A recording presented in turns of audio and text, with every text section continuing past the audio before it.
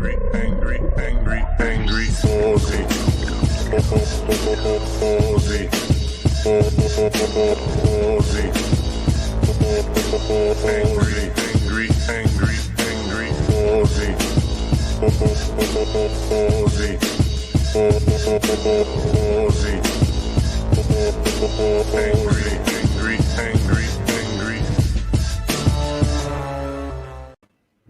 Hello. Just texting Aidsy to let him know I sent him the link because he texted me earlier wanting to join. Mega Leech, hello. Micro USB, working overnight, so you're on time, early. Hey ho. Cheers. Oh, he's up and awake. He answered. What did he say? Yes, okay. So we're probably seeing Aidsy at some point. Who knows? Look who's up all fresh because I gotta sleep. I needed to do it. You came back to stream. I was only gone for 2 hours. And I actually excused myself last night. I was like, okay. I'm announcing it. This time I'm going to go lie down. You all have fun. Because there was a whole bunch of people on the stream. So I let them look after it. Then I came back at about 2 o'clock. I woke up 2 o'clock and went, still here. Okay, going to switch it off now. Bye for now. Micro USB, I was asleep between about midnight and 2 a.m. And I was a little bit the worse for wear for about, 15, 30 minutes before I decided to have a rest. Celtic King, hello. Taking up some wrappers. I got some stuff delivered today. I'm always surprised when I get a weekend delivery from local distiller. I'm going to do some taste comparisons. As I got this because I was almost out of this, running low on apricot liqueur. Just visually, very different. This one really light, this one really dark. Gonna taste them. And I got... Oh, okay, Abigail, hello. Thanks for saying hi. Watching a movie with Will. That's cool. Oh, Micro USB, completely fair to not hang around all that time. Greg, hello. How are you? So I also got Marionette's Blue Curacao because Blue Curacao is notoriously kind of a shitty drink that you just put in a drink to make it blue because blue's fun. But so these folk who do just brilliant fruit liqueurs, they said, but how about we make a blue curacao that's actually good? So I'm going to compare that to their standard orange curacao, which I have, and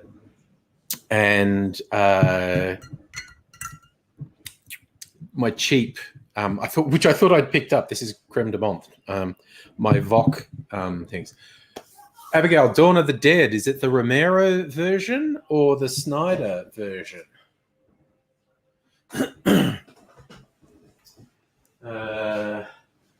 Okay. It's on a different shelf. I'll put that creme de menthe away and get the curacao. There's just the tiniest bit of blue curacao left. And also the spiced rum I made last night. This was white rum, and I infused it with, what was it, cinnamon, star anise, black peppercorns, nutmeg. It smells great. Abigail, watching the Snyder version. Oh, I imagine, yes, the Romero version would look very dated. The Snyder version starts out dark as fuck. Like 2 thumbs up for how brutal the start is. Micro USB, I agree. Shaun of the Dead is a great film. It's very good. Well, see, Celtic King, I woke up this morning, not even a hint of a hangover. Some streams I wake up and think, okay, I think I had like 1 drink too many because tum feels a bit unsettled. Didn't even have that. It was amazing. Those snoozes. It's my body. I'm henceforth, even though it's actually mildly embarrassing that I was just like, okay, I'm drinking so much, I'm just falling asleep. I'm going to listen to my body. When my body says, you should be going to sleep, I'm going to do it. Yes, Micros B, I agree. Pretty much anything with those two in it is worth watching. There's also a TV series, which I think is on Prime Video, like Amazon Prime, called Truth Seekers. Nick Frost is the main character in it. Simon Pegg's a peripheral character in it. It's really good. It's like a comedy version of The X-Files, but they get it really good. It's really good balance. So, so tonight I'm mainly just going to be doing tasting. So I'm going to taste test my spiced rum. It is ultimately for a Dune-themed cocktail. This was Fox of Fate's suggestion.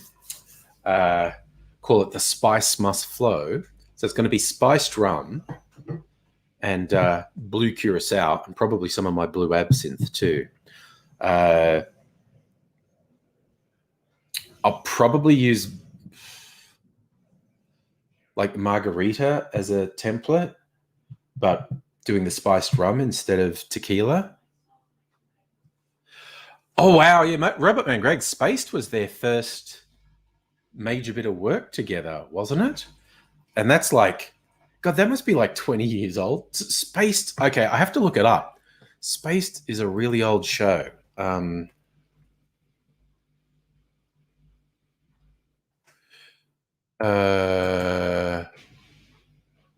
Okay.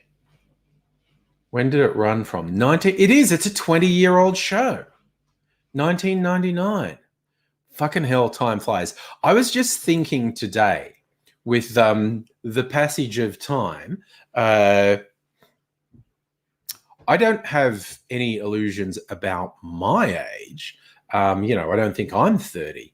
But I just realized people I've been following, whether they be actors, writers, musicians or something, people I've been following since they were in their 20s or 30s, like they're now in their 50s and 60s. I have trouble processing that. Okay. Oh, yeah, no, Abigail. Yeah, go. Have movie time with Will. That sounds good. And yes, Micro USB Hot Fuzz is another good film of theirs. And yes, speaking of 20 years, 9/11 was 20 years ago today. Celtic King 80 seemed fairly well last night, and he is planning to join tonight. He could be here anywhere from 30 seconds from now to an hour from now. Who knows? He's going to try and sort some stuff out.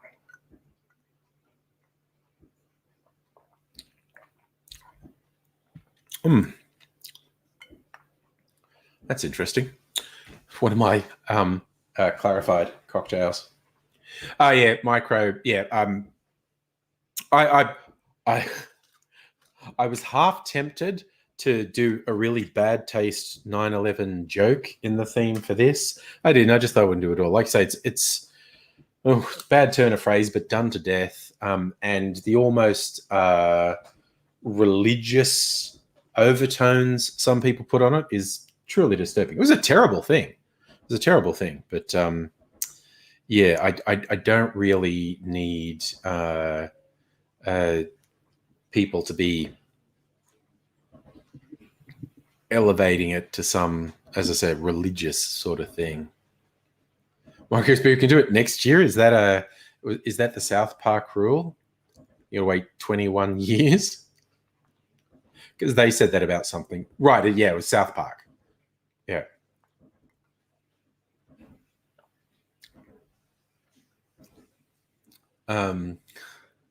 We were thinking the same thing in the South Park episode. How long you have to wait for something to be funny. Yeah. That very much depends on your sense of humor, obviously. So look, I washed my hair today. It's all floppy. Didn't put any product in it. Now I've got my long COVID hair, and I have very fine hair anyway. It when I wash it, it goes very floppy, fluffy. Look at me. I should be in a shampoo ad. It's beautiful. Beautiful. Yeah. Yeah. There's two things I'm probably actually maybe if I have to go for job interviews, I might color my hair again. Don't know if I'm ever going to cut it again. Just keep growing it. Or I might get bored and cut it again. So that's the thing. You grow it this long, it's kind of fun. You can either keep growing it or you can do more with it. When I kept my hair short for 30 years. And there's a limit to what you can do with short hair. Oh, yes, micro USB. I'm sure we've all been around people doing bad days 9/11 jokes. Oh, wow, you live in New York. Yes. I've been to Ground Zero is literally just a crater. Okay, so you officially give me a 9/11 joke pass. I love it. I thank you, sir. I thank you. It's good.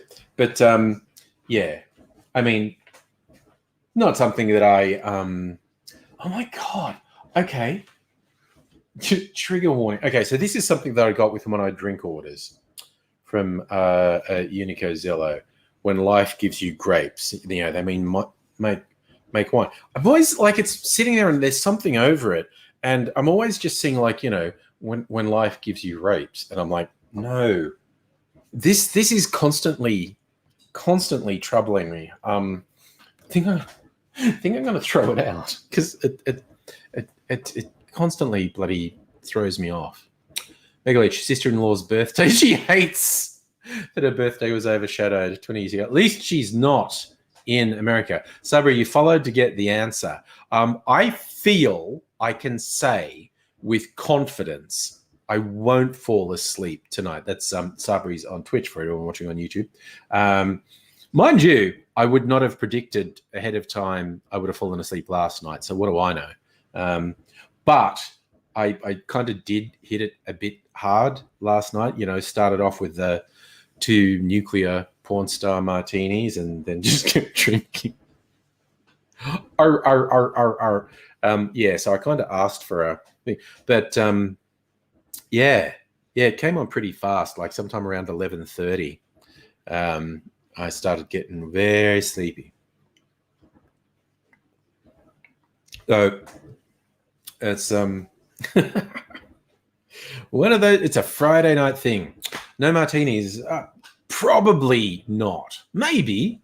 Oh, you know what I have to do? I have to have a. Oh, see, Sabri, thank you for telling me. I have to have a martini tonight because I topped up my freezer martini last night, so it'll have a completely not completely different, but it will have a modified flavor. It's a infinity freezer martini, and I topped it up with some different gins and vermouth last night. Nice. Sabri had steaks and rosé. Very nice. I had this sausage potato bake thing, which was really good. In bed, finished the rosé bottle. I think I had the equivalent of like a whole bottle of wine last night over a period of about 3 hours. I think I basically, the alcohol content of the drinks I was having was kind of like drinking an entire bottle of wine over about 3 hours. Oh, you're finishing the rosé in bed. See, well, that's handy. Finishing the wine in bed, then you don't have to fall into bed. That's just good planning. And hi, Luke, who has given up on the AFL. And Celtic King, I'm sure Safa knows you love him. Hey, Justin, how's it going? Oh, Micro SB is Australian Football League. That is the Australian rules football, which grew out of Gaelic football. It's a pretty dynamic game. Like, I'm not a sports person at all. I don't watch it on the TV. I don't follow any of the teams. The city that I live in, Melbourne, which is the base for Australian rules football, it's the home, is where the sport was born. People are, speaking about people being religious, people are fucking religious about the AFL in Australia, in Melbourne. and I don't follow it at all. But often, particularly if I have an overseas visitor and they're here during football season, I like to take them to a game at the big ground, the MCG, because it's a real atmosphere.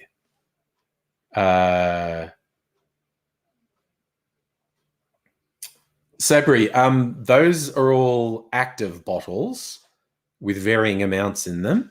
I save some bottles because it's good to have a couple of bottles, because I sometimes batch cocktails and whatnot, like my freezer martini that I'm going to have later. But those, I don't know, there's about 100 bottles there. It's somewhere in the region of 100 bottles, different things. Micros B, Google's flights. You won't be able, next year you might be able to come here, actually. As much as I'm not into sport, going to see a live game at the MCG is a real event. Robert Mann, also come from Marngrook, traditional Indigenous Australian football games. Oh, nice. Sabri, I only got into making cocktails about 3 years ago, and now I make them on YouTube. Can't fix it. Oh, there are some really good. You want to go subscribe to Angry Cocktails on YouTube for cocktail ideas. There are a couple of really good cocktail channels. A real rising star of YouTube cocktail making, deservedly so, because he's fucking great. Anders Ericsson. He's pure YouTube. He's just got personality and style. He's got a lot of experience behind the bar, and he makes good videos. But he's just got that YouTube personality. Like, you just want to be friends with him. He's really good.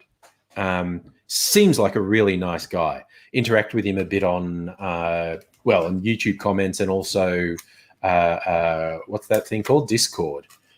Seems like a really nice guy, but he does great videos. Micro Speed, you can't steal all the kangaroos. There are millions of them. Oh, nice. The luau's doing takeaways. If it was within my 5K limit, I'd probably go there. That's actually, Greg, you might know if there are other tiki bars. That's the only tiki bar in the city I'm aware of, and they've just gone to town with the decorations, the tropical themed decorations.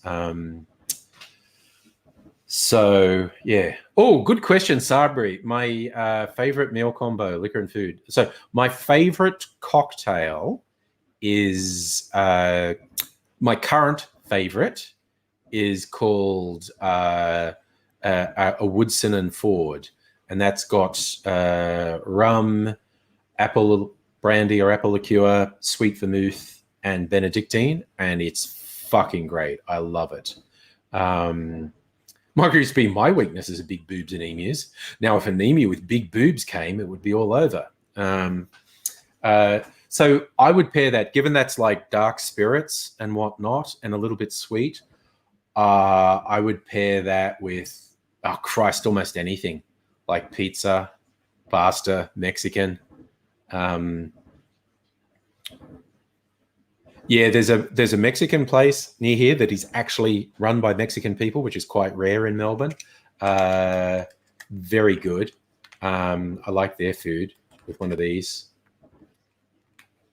But yeah, it's just like a meat thing to me. A cocktail like that and meat. So yeah, my choice would probably be a Woodson and Ford and some food from the Mexico City restaurant. It's great. So Greg, it is the only one you know, yeah. Oh no, I didn't know they used to be in a bigger venue in Johnson Street, Fitzroy. Because it's fairly centrally located in the city, and I just walked past like, holy shit, a tiki bar. Oh my god, I went there once. I'd been out actually with regulars on the stream. I'd been out with Abigail, Annette, and Kirsten. We'd been at the Starwood Distillery, And to get home from there, I had to sort of take one tram into the city and then another one home. And I went into the city and I thought, oh, might as well, I'm sobering up. I might as well get another drink while I'm here. And I went to the luau and I thought I'm going to get one drink. And I was just looking at the menu and there's zombie. And for those not familiar with tiki, zombie is just multiple rums, at least one overproof rum, and then, you know, a few fruit juices like a lot of tiki drinks are. But it's called a zombie because, you know, you end up being a zombie because it's a lot of alcohol in it. And it costs like twice as much as their other cocktails. So I thought, oh, they're not fucking about. They must really be putting the rum in. And so I was sobering up and I had this one drink and I got progressively more drunk for the next hour. I reckon this one drink had at least 4 or 5 standard drinks in it. Like this one drink was enough to put you just way over the limit. So yeah, it was value for money, I guess. Sophie, would you have tequila last week? Fucked you up. Don't remember anything. Never touching it again. To be fair, that's not really tequila's fault. It's going to be the volume. And I know, but you do get sense associations with things where you go like, oh, that one makes me sick. And it's going, well, any alcohol would have made you sick if you drank it in that volume. But that one night you drank it and blacked out and whatnot. And so now that's what you associate with it, which is completely legitimate. But it's not so much that particular alcohol as it's your memory of that alcohol. Yeah, that was it, Luke. I was just having a drink between trams as I swapped. I mean, I did go, my favorite bar in the city is Bar Americano. And they were either shut or they can only accommodate a small number of people and they were full. But for whatever reason, I couldn't have a drink at Bar Americano. So then, oh, fuck it, I'll go to Luau and had their zombie. And oh my God, that's a serious goddamn drink. But yeah. So Rabbit Man, Craig, once at the old luau, they had their monthly rum night with a free awesome cup. Turned out it was a launch of the Ron Jeremy rum. Oh my God. Ron Jeremy was there also brushed past you. Lucky he didn't grope you because that's what he's now facing trial for and almost certainly going to be convicted because he's fucking guilty of being a serial sexual assaulter. It was like he was double bluffing, like, because he had, you know, dirty old man thing going on for ages. Like my friend Eva, who I used to do all the videos with, she said, like, yeah, she was working at a venue where he was and said he was gross. He just was always just grabbing the women when they said, no, don't do that. And he kept doing it. Yes, Mike Crispy, he's a confident, gross man. And it's like his persona was his shield. Like, you know, people say, oh, he's awful and grabbed me and oh, what do you expect? But then it's like, no. He's actually seriously sexually assaulting people with trying to cover it with this jokey exterior. But now he's on trial and he deserves to be convicted because he's not good. But, you know, it's the way that it goes.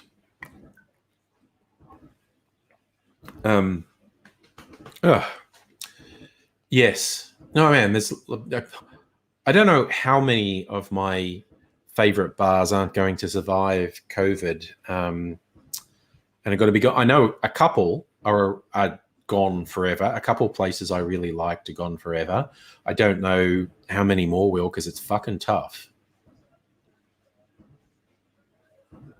Yes, Mark USB. It's his legend as a porn star protected him for a while, but I believe he is incarcerated while his trial goes ahead. Like, I don't think he's out on bail. I'm not sure, but he's absolutely guilty.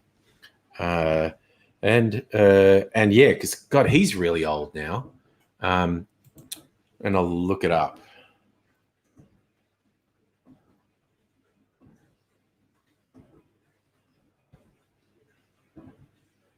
Ron Jeremy. He's appeared in court, and the pictures I've always seen, he's like behind, because this is COVID times, he's behind plexiglass and he's got a face mask. He's always got it pulled down. It is this full-on Hannibal Lecter look.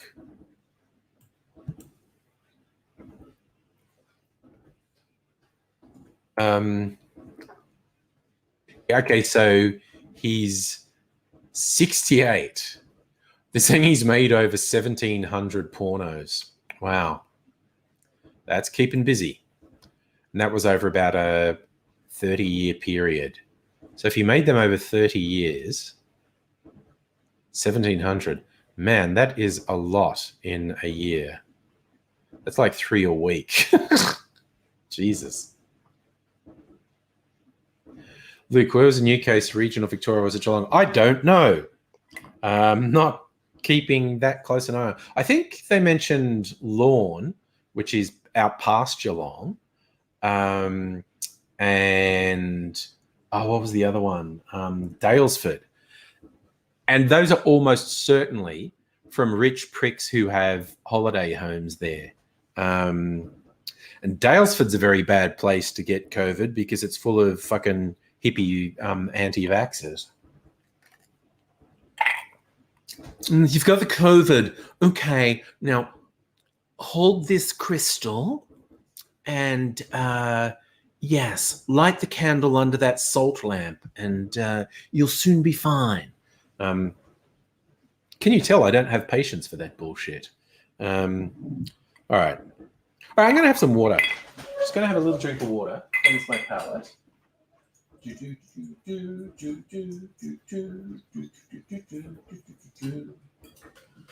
Drink some water. I don't even have Shieldsy here, being my better angel, standing on my shoulder, telling me to drink water. That's the thing I think I didn't do last night. I did drink an energy. That's the weirdest thing. I fell asleep only a couple of hours after drinking a 500 ml energy drink, which kind of speaks to the amount of alcohol I consumed last night. Justin, is Daylesford the gay capital of regional Victoria? Maybe. I know it's a hippie place.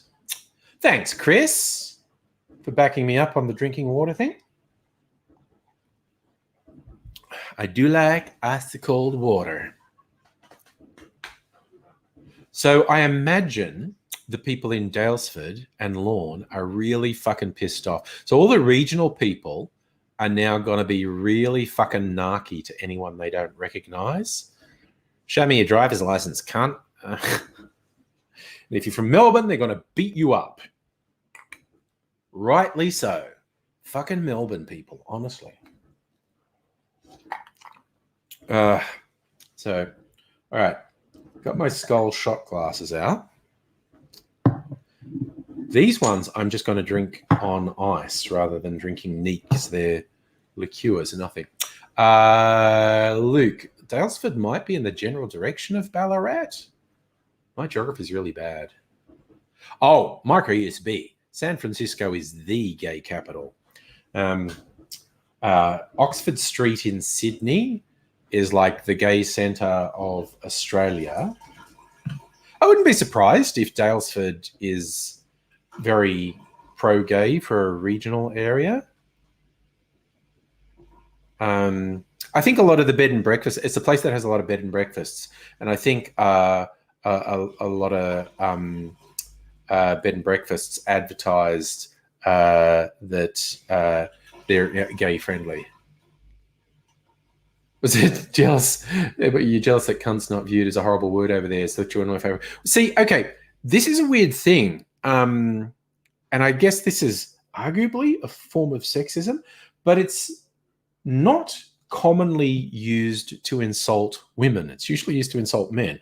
Whereas the feeling I get, a lot of people in the US use it almost exclusively to insult women. It's just, you know, Australia and the UK, it's just used so commonly. And hello, Lee. Right. I'll put some little ice cubes in here.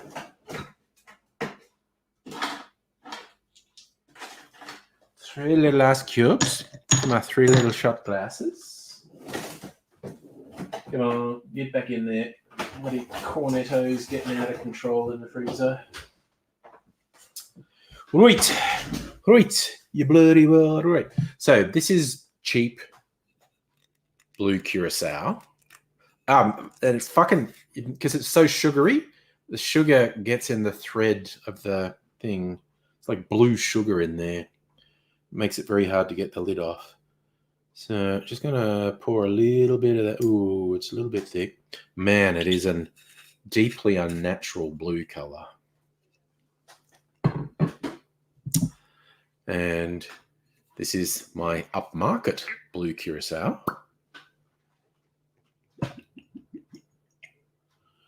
It's almost the same color. And it's orange Curacao.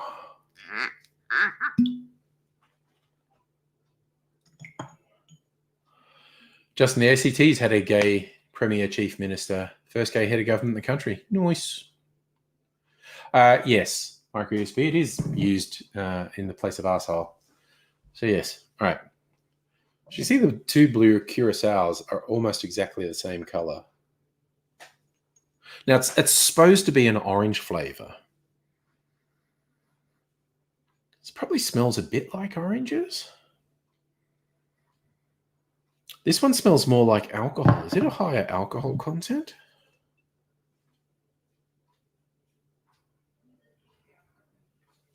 Oh god, it's already got blue Curacao going down the front. 28%. Okay.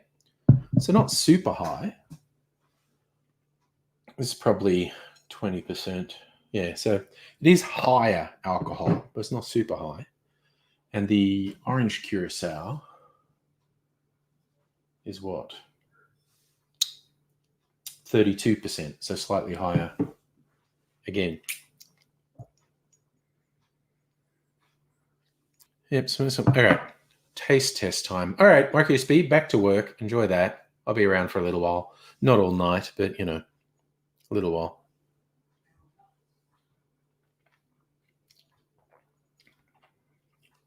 Okay, super sweet. It mainly tastes like syrup.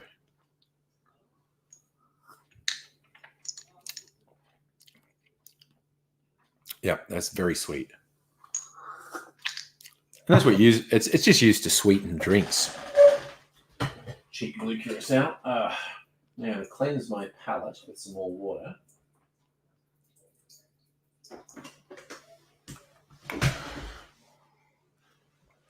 Oh. Kirsten, yes, I fell asleep last night, but I announced I was doing it. I rewatched, and it's really disturbing to not remember this, but I rewatched it, and I spent about half an hour looking very sleepy. And then I went to the toilet, and then they all thought I was gone because I was gone for a couple minutes. And then I came back and said, you know what? I'm just announcing it this time. I'm going to bed. No, I didn't. I went and I slept on the lounge, and I woke up at about 2:00, and there was still a couple of people talking, and I said goodnight and switched everything off. I did not think I would fall asleep again. It really snuck up on me. Anyway, this is Marionette's blue Curacao. So.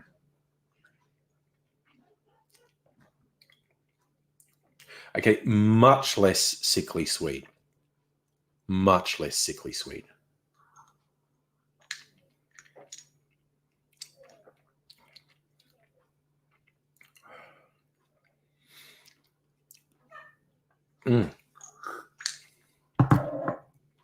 Tastes a bit more like alcohol. The cheap blue Curacao just tastes like syrup. Yes, Stella. Like I said, I went back and watched it, and I saw all the comments on because I was doing this and people saying, "Is he asleep?" Okay, I'm taking bets that he's going to fall asleep. Yes, Kirsten, I was pretty wasted at 11. And I think I was getting pretty bad by about 11:30, actually.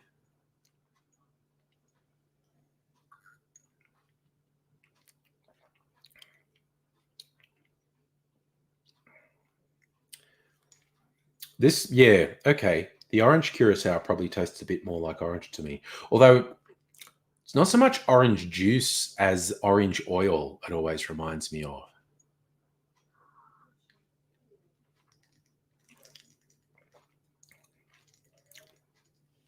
Mm. But that would put a decent orange character into a drink. Mm.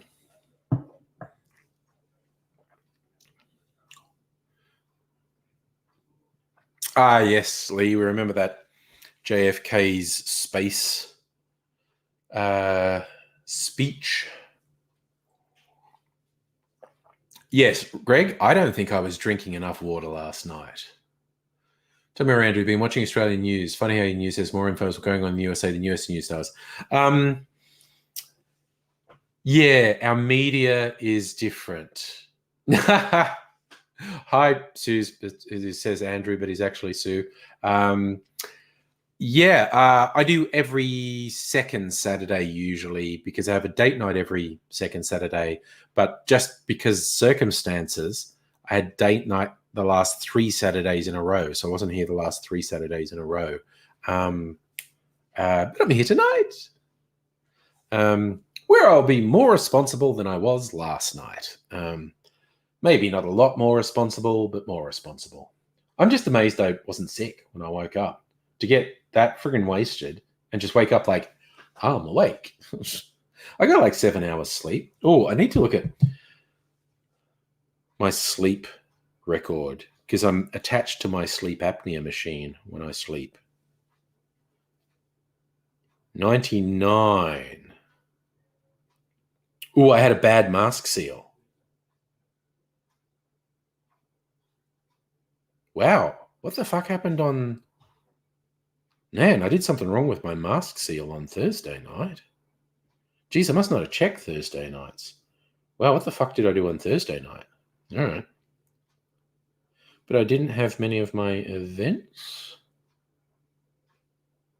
That's interesting. That's very interesting.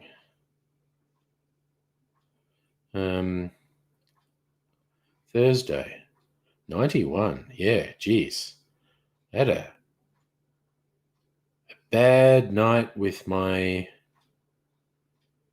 mask not sealing properly on Thursday night. Wow. Okay. No, there you go.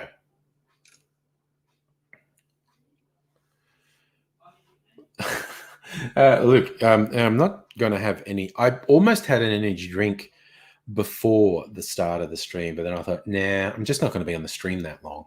I mean, hours. Haven't decided how long yet, but like not past midnight. All right. So now, more taste testing. Apricot liqueurs. Apricot brandy, whatever you want to call them. Lee, enjoy your uni work. Tommy, you've got a postcard sent years ago. Oh, nice.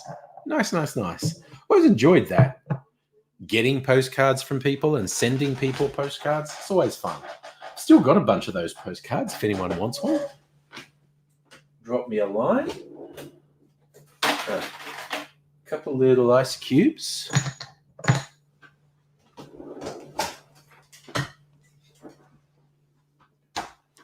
Now, this would be an interesting comparison because this is not a cheap, shitty liqueur. This is Croatian liqueur. Why we have Croatian liqueurs in Australia, I don't know. But Dan Murphy's sells these, and I've got 3 different liqueurs made by these people, actually. And they're pretty good. They do good cherry ones. I've got both a cherry liqueur and a maraschino liqueur. And they're good. Love that pop. All right.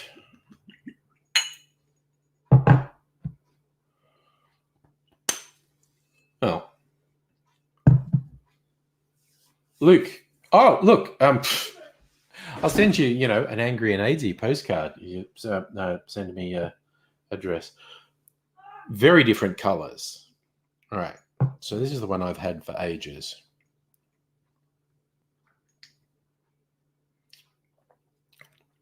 Wow. It's really nice. Very sweet.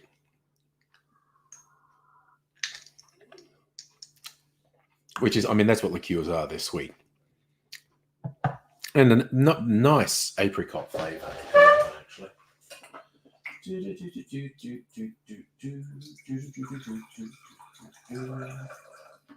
Some more water. Kirsten, postcard. Well, Kirsten, we were going to swap badges. I've got a spare gospel badge. We should do that. Yes, Sue, I did know it's slower on different platforms. So always fascinated. Like, also, if you watched on YouTube and Twitch and Facebook, you'd see there's different delays between them. It's weird. So, Kirsten, do a postcard and a badge swap if you still want to do this. Okay, so this is the Marionette apricot.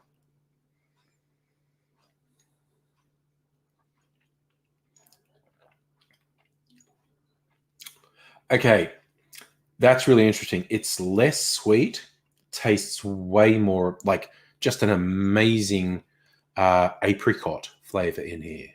Oh, okay, Kirsten, new badges. Still up for a badge swap then. I'll send you a gospel badge and a postcard. Way more apricot flavor, way less sweet than the Croatian one. Tastes way more of apricot. Oh, that's interesting, Tommy. So faster on your Xbox than smart TV. See, again, I'm sure there are explanations for all of these things. I don't specifically know what those explanations are, but I'm sure explanations exist. Man, so Marionette have done really well with making this really, really taste like apricot. So as a curse, when all your booze gets here, you do a package of fun things from the collection. Whoa. Oh, that's the other thing. We were going to do a tasting together, weren't we? Yeah.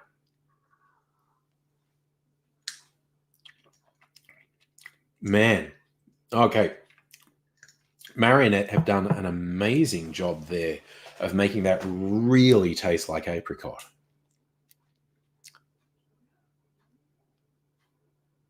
Sorry? Sue, did you boot my head or do we need a medical examination? I mean, you probably booted my head sometime in our lives. Yes, okay. We're all crossing our fingers for Kirsten. Needs all the shit picked up and shipped out on Tuesday this week. That's what we're hoping for. Like I said, I got my Marionette delivery today, which was a slight surprise, but it was from a courier, not Ozpost.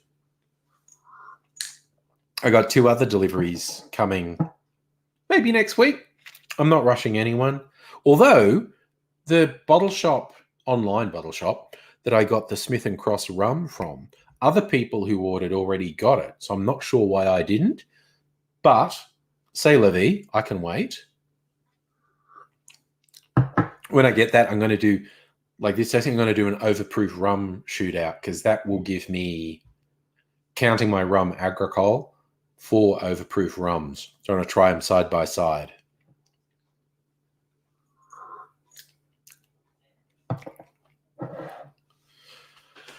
Have an overproof rum shootout. So Kirsten, Ozpost delivering Saturday and Sunday. I knew they delivered Sundays. I didn't know they did Saturdays. But anyway, so Luke, I regularly have alcohol come. I'd spent a week or 2 of thinking I've got too much booze. I should stop buying booze. And then I had to go in the city for my dentist appointment. I go, well, if I buy some stuff from Dan Murphy's, I get free parking in the city. And there was a couple of things I needed refills of. So I got refills. And then there was also a rum that was on really good special, so I got that too. And I really wasn't intending to buy more rums, but it was on special. I got it. And then on the live stream, when I found that Tasmanian place that does like distilled apple cider, namely an Australian version of Applejack, I thought, well, I just have to try that. So I've ordered that. That's coming. Because I was running low on blue Curacao and apricot. I decided to order those from Marionette refills. So those are refills. And yeah, so I still have the rum and the Tasmanian Applejack coming. And I've got a bunch of apple liqueurs then, so I might try them side by side.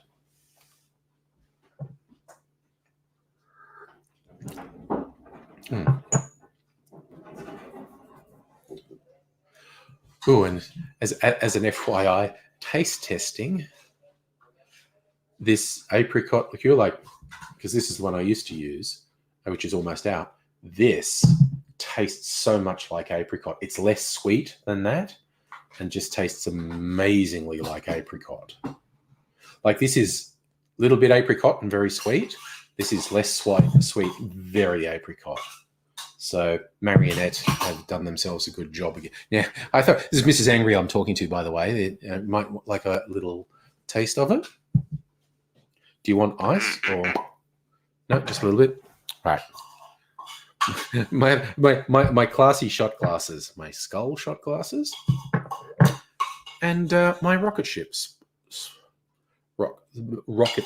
shot glasses. Try that.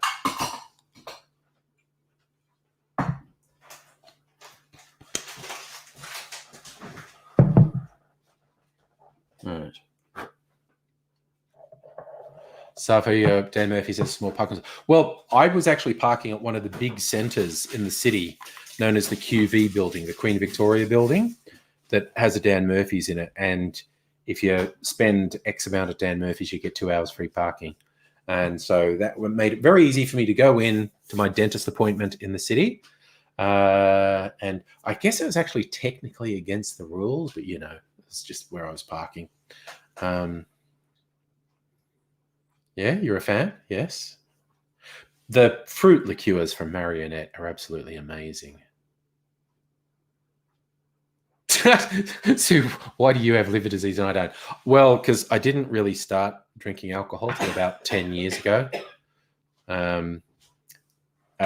So, my body is not had to survive as much, I guess.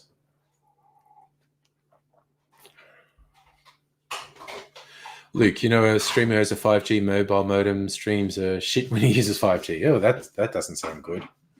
That's okay. And I am going to try this one at room temperature. It's my spiced rum. That for anyone who's on the stream last night, I put together on the stream last night. This was actually in this jar. See, there's cinnamon and nutmeg and star anise and black peppercorns.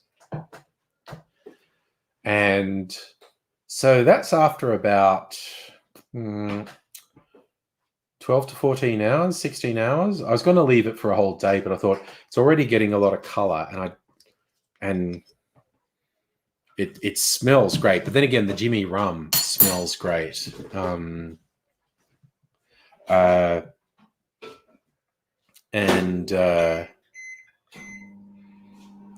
didn't want the taste of the spices to be overpowering. Kirsten, okay. See, that's the thing. My justification for the spending at Dan's is it's stuff I was going to get anyway. It was refills. So the parking without the Dan's purchase, I think it was like spend $60 and you get two hours free parking. Without the Dan's purchase, I think that my parking would have cost at least $40. So it's a pretty significant saving. And like I said, with the Dan stuff, it's stuff I would have bought anyway because it was refills. Some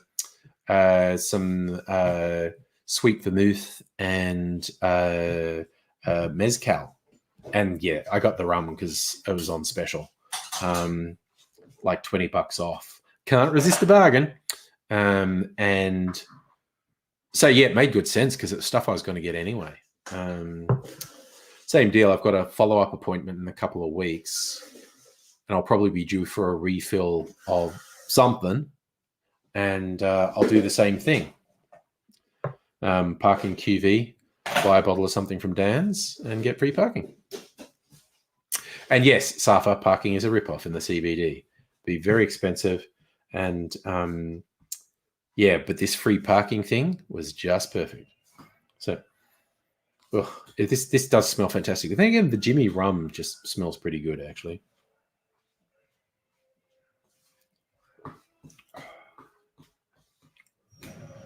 Whew. Ooh, that's it. I should do the Jimmy rum side by side. Man, that really warms me up going down. I don't know if that's the rum or the spices, actually. But I should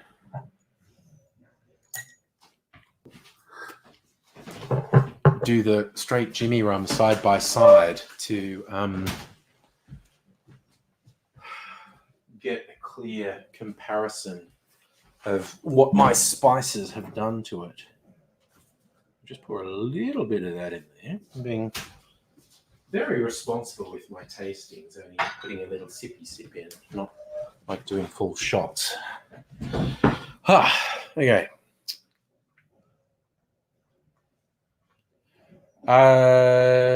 Safa, yeah, cinemas are usually in the shopping malls. You normally get extended free parking. And yes, Luke, absolutely, exactly. I was avoiding public transport for reasons of COVID. Otherwise, I wouldn't drive into the city. I would be public transport guy. All right, so Jimmy rum by itself. Again, okay, on the nose. It's definitely picked up the spices. Mrs. Angry, who I think has a better nose than me, said she could really smell the star anise in it. I think my ear problems, and I've had certain surgeries, I think I literally don't have the best sense of smell.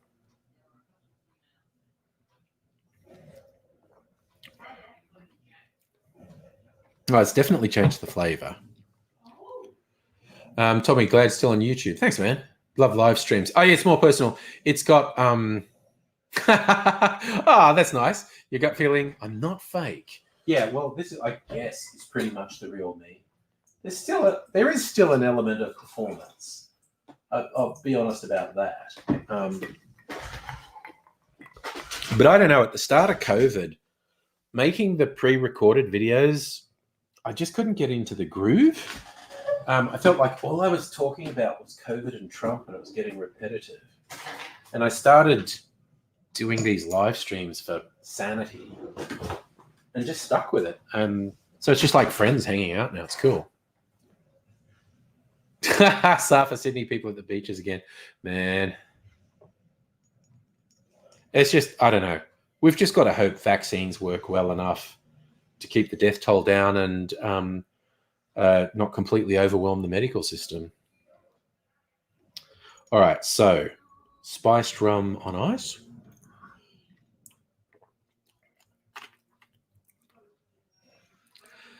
Okay, it's definitely got some intense flavors in there.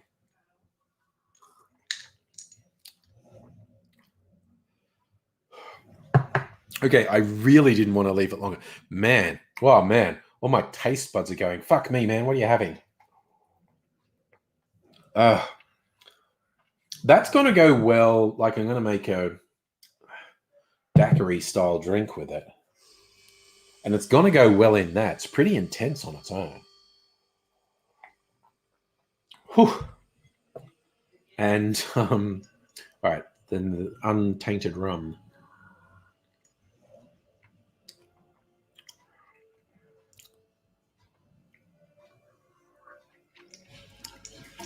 It's still a really flavorful white rum.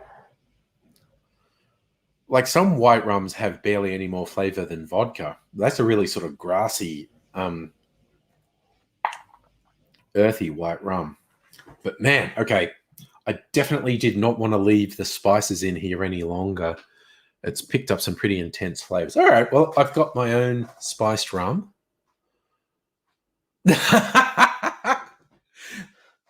So again, the username Andrew Merch is actually my sister Sue, and she says this is what I'm actually like. So there you go.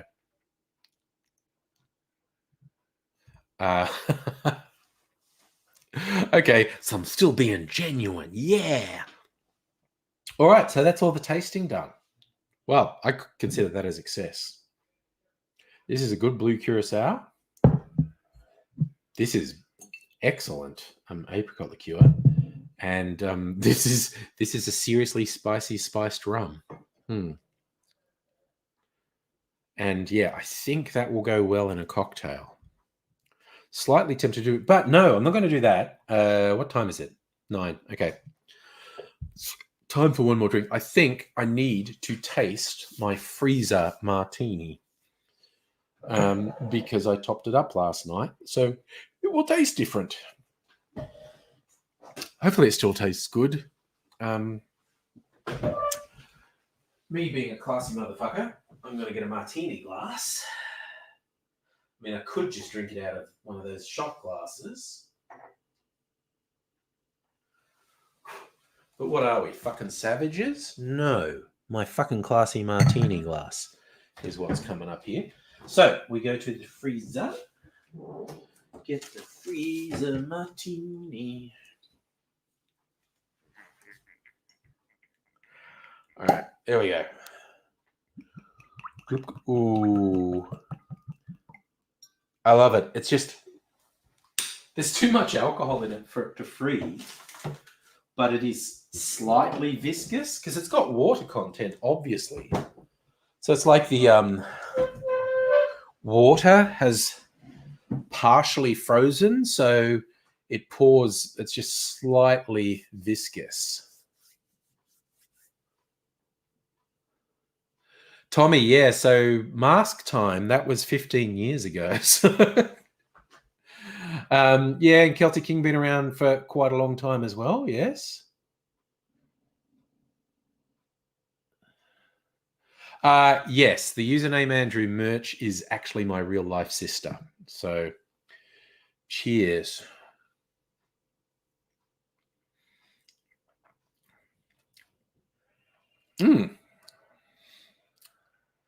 Wow, that's really neutral at the moment, which is interesting. Because I put some Navy Strength gin in there. I actually put a couple different gins in. It's got quite a neutral taste at the moment. It's very, you know what I want? I want it like a corn chip to change up my palate. Maybe it's just that subtle compared to that spiced rum I just drank. So if I have a corn chip, that'll change up my palate.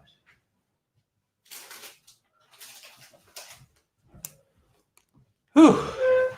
And right. So, by the way, this has my endorsement. A new CC's flavor, 3 cheese fiesta. I fucking love these. These are my favorite corn chip at the moment. So,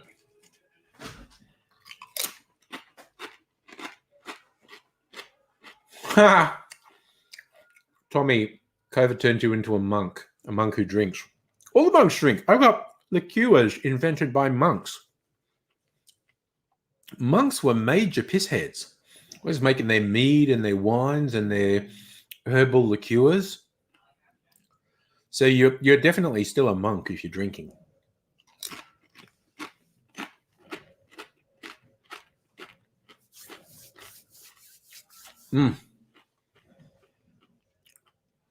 Okay, love that flavor. A bit more water too, I think. Cleanse the old palate. All right.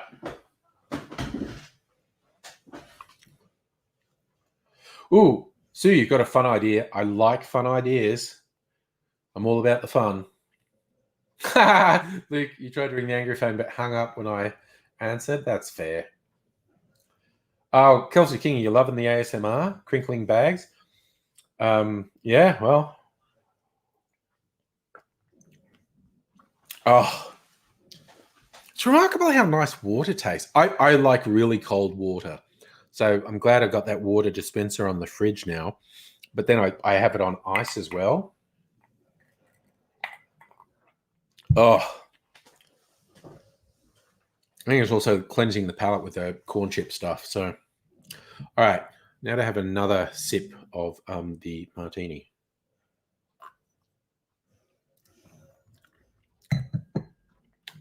Should have made it dirty.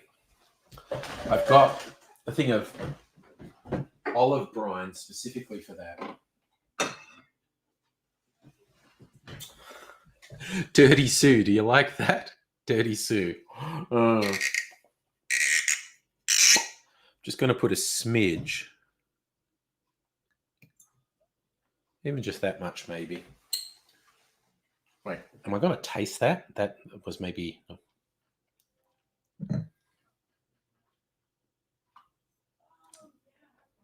No, that worked. Oh, no. Oh, that's improved it. That has absolutely improved it. Dirty it up. Celtic King, you want me and Heavy Metal ASMR? I'm assuming that's a YouTube channel, is it? Or is that just a concept in your head, Heavy Metal ASMR?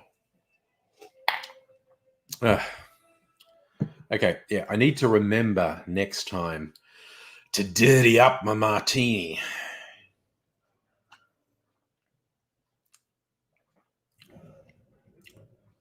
Yeah, oh man, no, that's it. Oh, yeah, just that little touch of the salty solution. Tommy, I buy mainly Australian whiskies. And this is Kirsten's influence on me over the last 18 months to buy Australian.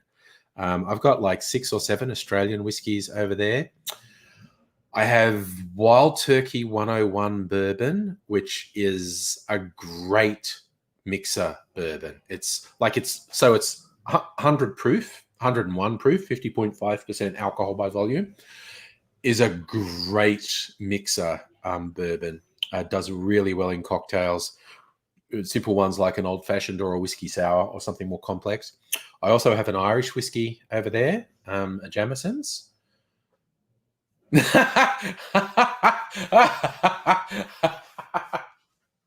I remember that. Susie used to call me Drewsome. He still sometimes call me that when she was beating me up when we were kids before I got taller than her. Yep, that's what childhood's like. Big families are psycho. Don't believe the Brady Bunch. Big families are psycho. And we fight. No, I think most of us are more reasonable adults, but as kids, we were a bit fucking feral, honestly. How none of us died, I'll never know. Oh, sorry, I'm forgetting. Jesus. I always forget. Raymond. On the stream the other night, telling the family folklore about the missing sibling Raymond. Celtic King, it's a concept. I love it. You've used the sexiness of Angry Aussie, some heavy metal music into the mix. I don't think heavy metal counts as ASMR. It's a bit more intense than that. Because he was his awesome brother. I think we had our ups and downs as siblings. Ultimately ending on the up, but very, very rocky phases through through the years. But no, Sue was a great big sister. Used to let me, when she moved out of home, was living in a flat, would let me wag school at her place when it was just days when I just couldn't friggin' face going to school. I could hang out at her place for the day. Like I'd leave home in my school uniform and then go to her place. Youth. Misspent youth. Oh, well. It's a thing. It's a thing. Yeah, there are all sorts of interesting... Oh, yes. No. I am afraid to put Raymond's photo up. I'm worried the police will get involved if I start to draw attention to the the terrible and awful, the story of Raymond. I'm just worried. I'm just worried about the police getting involved.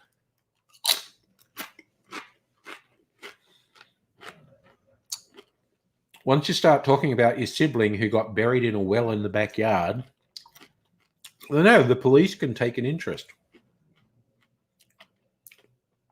And honestly, there's a whole bunch of stuff in our family we would not want the police looking into. Raymond's the least of it. There's some weird and fucked up shit in my family. Really, a reasonable, a perfectly reasonable story. My two older brothers, I have heard, not from them, from other people. I have heard stories about them, but like a few years ago, my second oldest brother was in a pub with his friends, and fire engines went screaming past. And as a joke, he said, "Oh, they'll be going to my place because I set a fire for the insurance money, and it would have just taken hold now. So they'll be going to my place for the insurance fire." They were going to his place because his house, I don't think it completely burnt down, but there was some electrical wiring fucked up in the roof. And so he said in front of people, "They'll be going to my house because I set a fire for insurance purposes." And they were going to his house because his house was on fire. And apparently, not that the insurance adjusters knew about this story, but the way he tells it, the insurance people were sure that it was a scam and he deliberately lit the fire, but they couldn't find evidence. He didn't. It wasn't a deliberate fire. It was a very poorly timed joke on his part.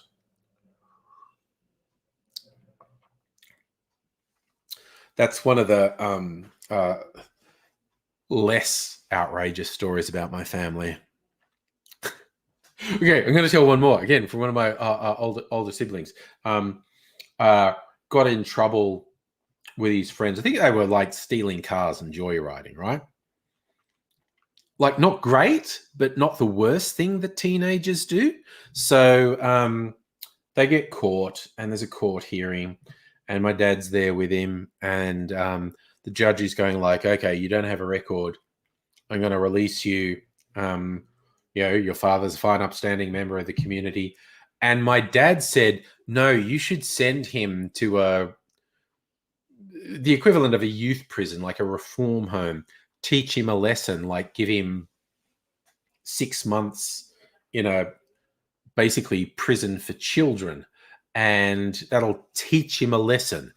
And the judge goes, "Okay," and does that. And so my brother gets sent to this place, and I don't know how long he'd been there, but my parents went to visit it, and they're like to him, "How's he going?" And living like in a dormitory room. He's going, "It's okay." And they're like, what are the other boys in here like?" And he basically points, "That guy killed his mother. That guy killed his father. That guy killed his mother and father." And at this point, my old man's going, "Might have made a mistake putting him here." And so went back to the judge and said, "Okay, there are some bad people where we sent him, and we think it's actually bad for him. Can we have him out now?" And the judge goes, "Okay," which was just hilarious. So when he burnt down Maclay Street, what did he burn down in Maclay Street? Which was where we grew up. I almost burnt down Maclay Street when I was mid-teens, early teens. It was a wood box, and I set it on fire. I put it out, but it's because I was always playing with matches because I was a fucking freak. I got it. I mean, you won't be able to see it. I got a scar on my thumb from when I was at a friend's place, and we were burning stuff because we're both little pyromaniacs. We were burning a plastic bottle, and I loved the way burning plastic would drip down, like just flames, liquid flames would fall down. I'm going, and my friend was holding it, and he's going, "Oh, it's getting hot," and he moved towards me, and he basically dripped burning plastic onto my thumb. Oh, he burnt down the kitchen.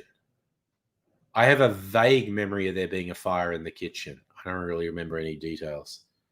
But yeah, so I've got a scar on my thumb from burning plastic. Celtic King, I'm a pyromaniac. I love fire. I haven't lit fires for a while, but I fucking love fire. Fire's amazing. And I was a bit of a pyromaniac as a kid.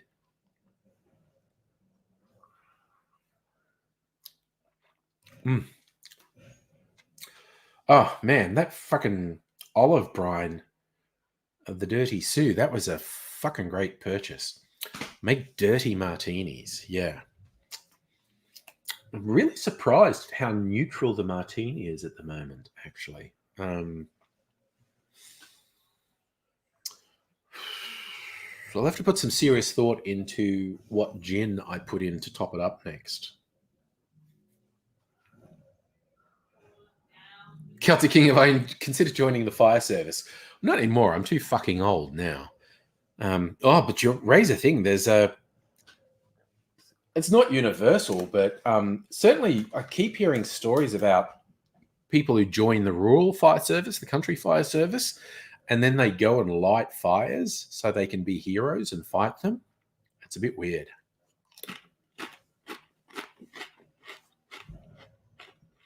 I'm not as big as pyromaniac as AG. I don't know what happened to him because he wanted to join and we're like an hour in and he's not here. But he could still show up. That's AG. He could show up. I haven't had a text from him in an hour either, so he can still show up.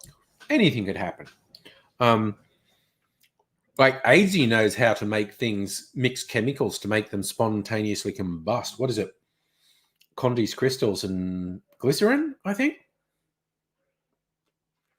Potassium permanganate, which is potassium permanganate, which is colloquially known as Condy's crystals, has various uses.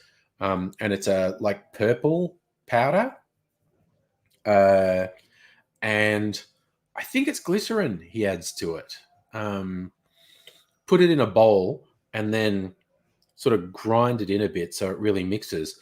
And it doesn't happen instantly, but the Condy's crystals, and I'm sure it's glycerin, if he joins, he can validate that they slowly form this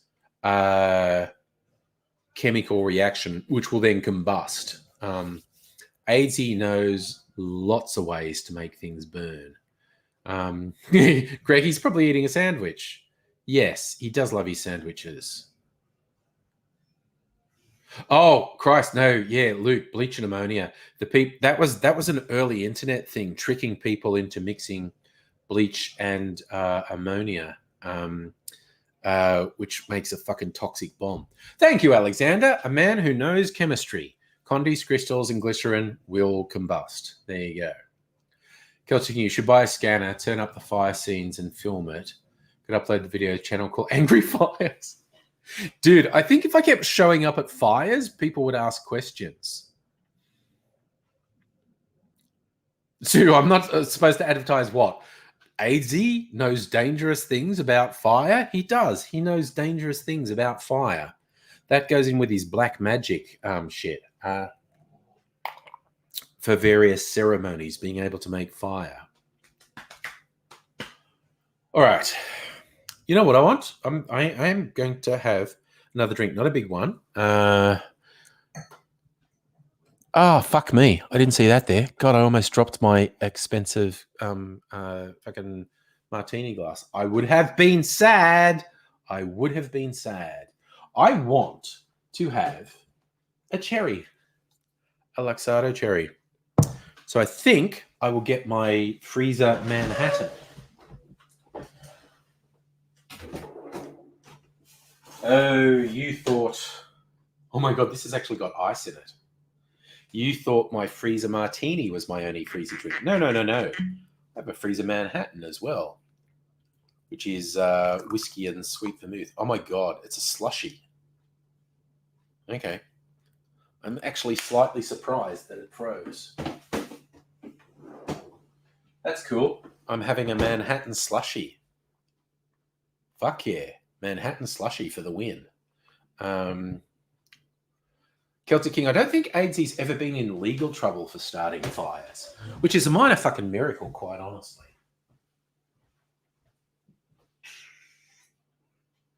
Now I've got that old Prodigy track, Firestarter, stuck in my head. And the Firestarter, Twisted Firestarter. Tommy, you want to visit Australia, but hate hot weather, loathe spiders? Oh, look. You easily visit Australia and never see a big spider. And if you hate hot weather, just visit in winter. It's cold in winter. Oh, Jesus. I got three cherries by accident. I'm not going to have 3 cherries. I want them to last. Come on. Back you go. We're just having 1 cherry. What aren't I just the epitome of restraint? I could have gone, oh, well.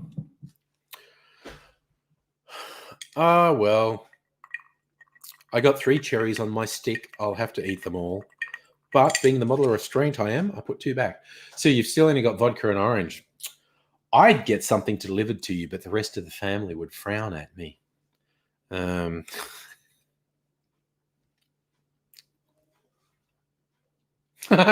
Celtic King, nice. Give me a choice. Has AZ been in legal trouble for anything? Well, he got in trouble when he punched a nun. Got arrested and put in a cell. And the only reason he didn't go to prison is the nun showed up and said, oh, he's just a troubled young man. I don't want him in trouble. And because she wouldn't press charges and wanted him released, the cops released him.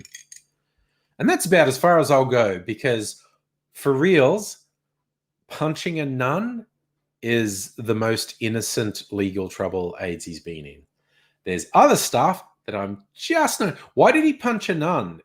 Because he was trying to give up smoking and he was in that really bad angry stage of nicotine withdrawal, and the nun kind of snuck up on him and touched him because I think she was collecting for a charity, and she's like, young man, and he was just really strung out and angsty, and someone grabbed him from behind, and without looking, he just swung around and punched them. Turned out to be a nun.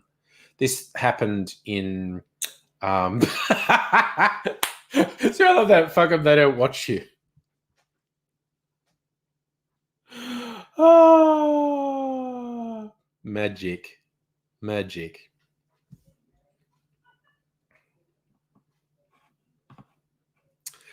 Oh dear. Oh, maybe I'll give you a call tomorrow about sending you something. See how that goes.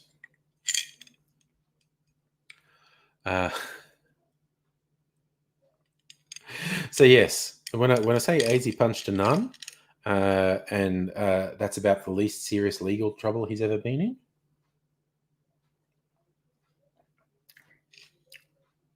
Oh man, oof. Oh, that's got some serious smoky whiskey heft in it. That Manhattan, I like it. I do.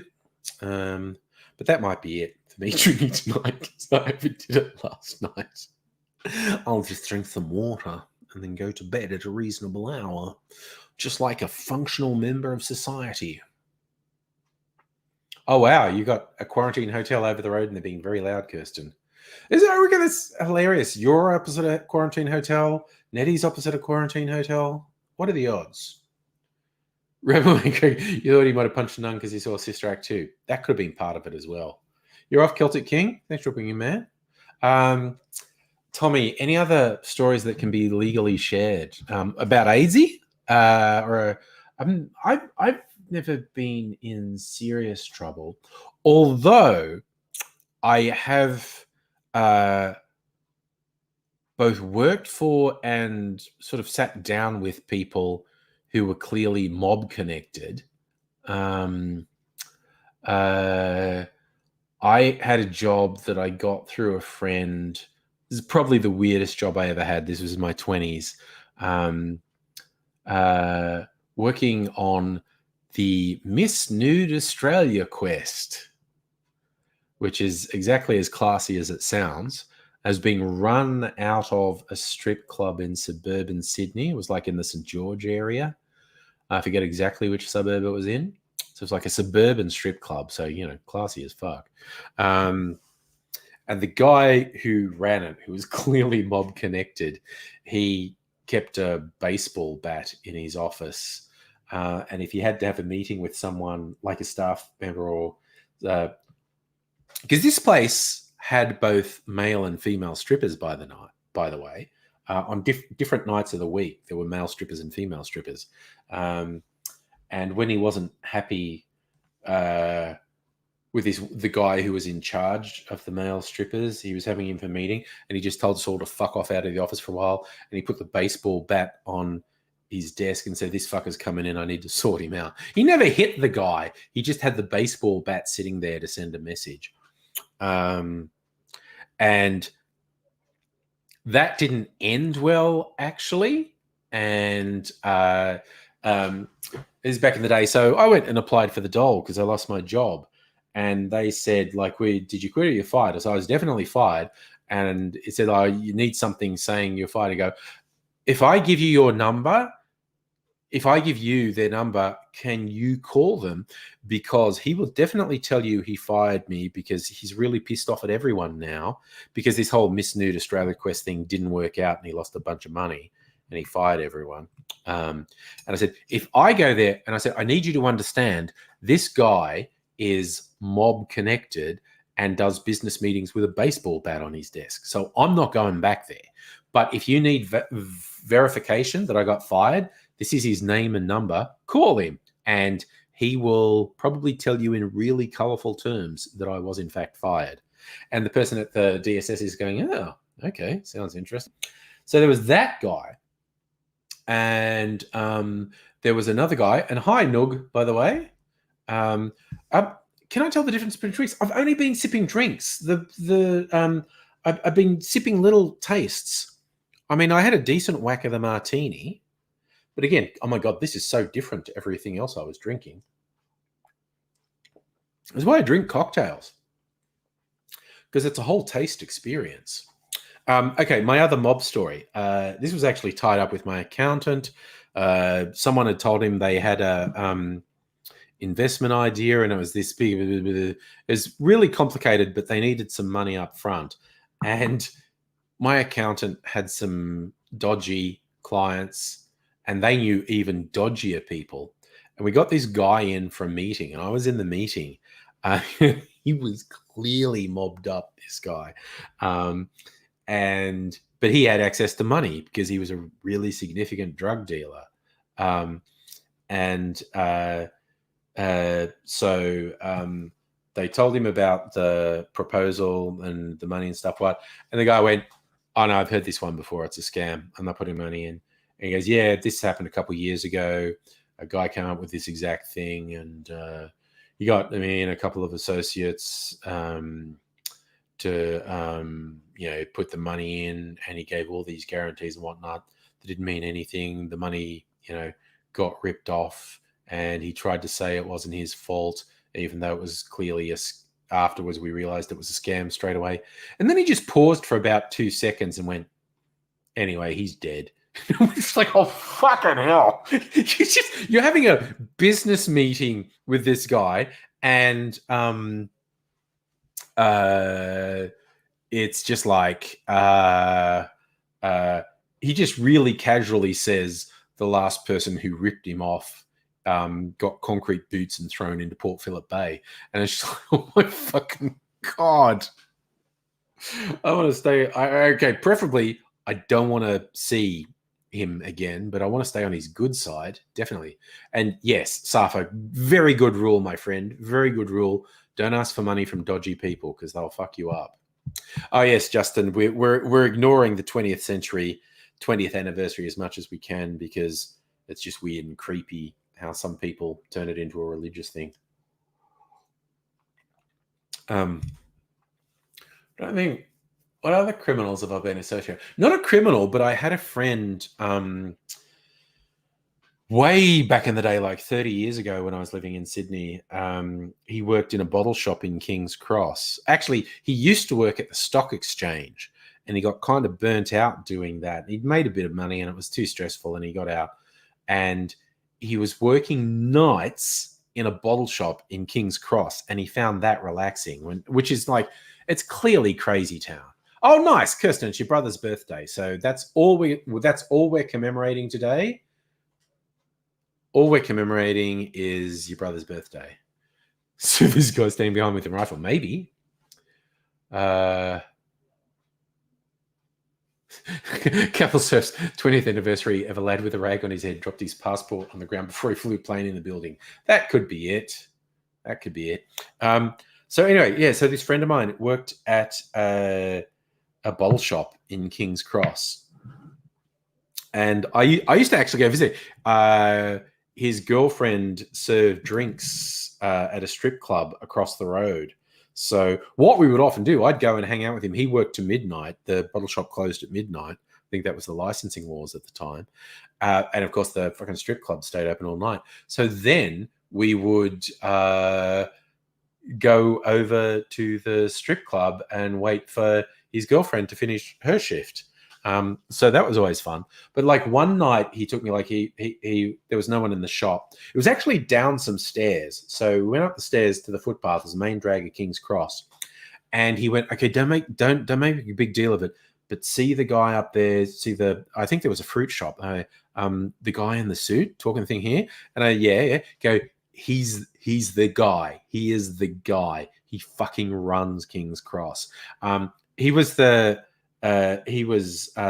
central character in the Underbelly series that focused on King's Cross. I forget his name, but they made one of the series of Underbelly basically about this guy, the guy who was the dominant crime figure in King's Cross. And he's just going, that guy, him, he's the guy. He fucking controls. He owns most of the real estate on the main strip. And he controls everything that happens. This was in the 80s, late 80s, early 90s, probably. That's him, Raiders, Ibrahim. That's his name, yes. Yeah. And so this was in the early 90s. And my friend's just going, don't make a big deal, but just check that guy in the suit talking there. He's the guy. And it was Ibrahim, yeah. So that was fun, having the King of King's Cross pointed out to me.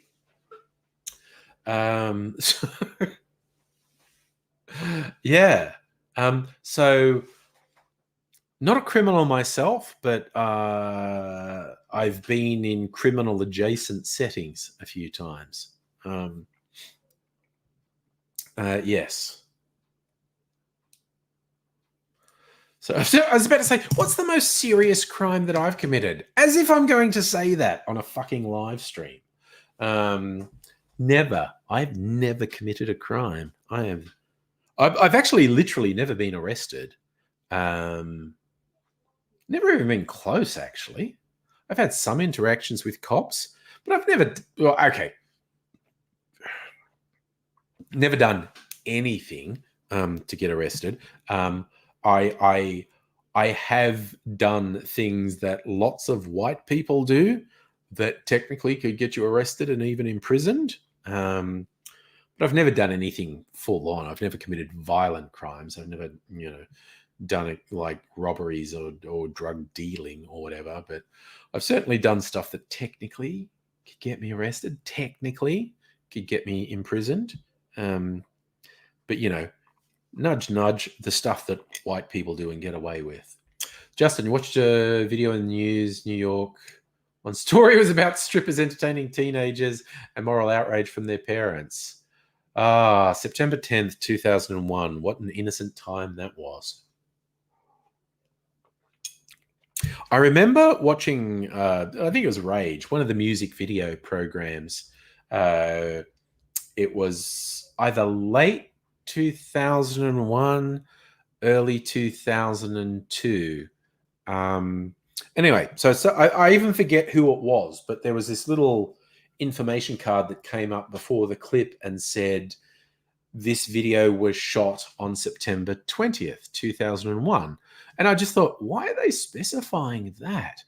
And it was actually a song about New York. And there's this guy, singer-songwriter guy, and he had shot it from a position so Manhattan Island was in the background. And of course, the Twin Towers was still there.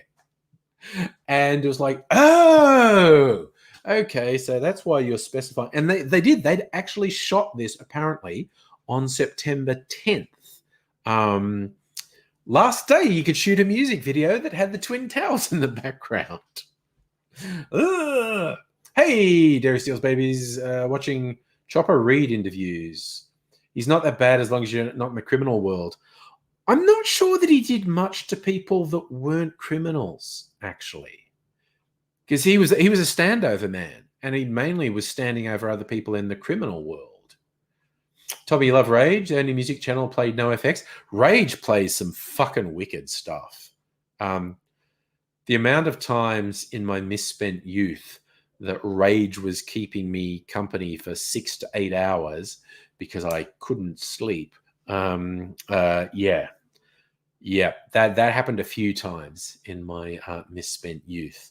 Rage keeping me company all through the wee hours.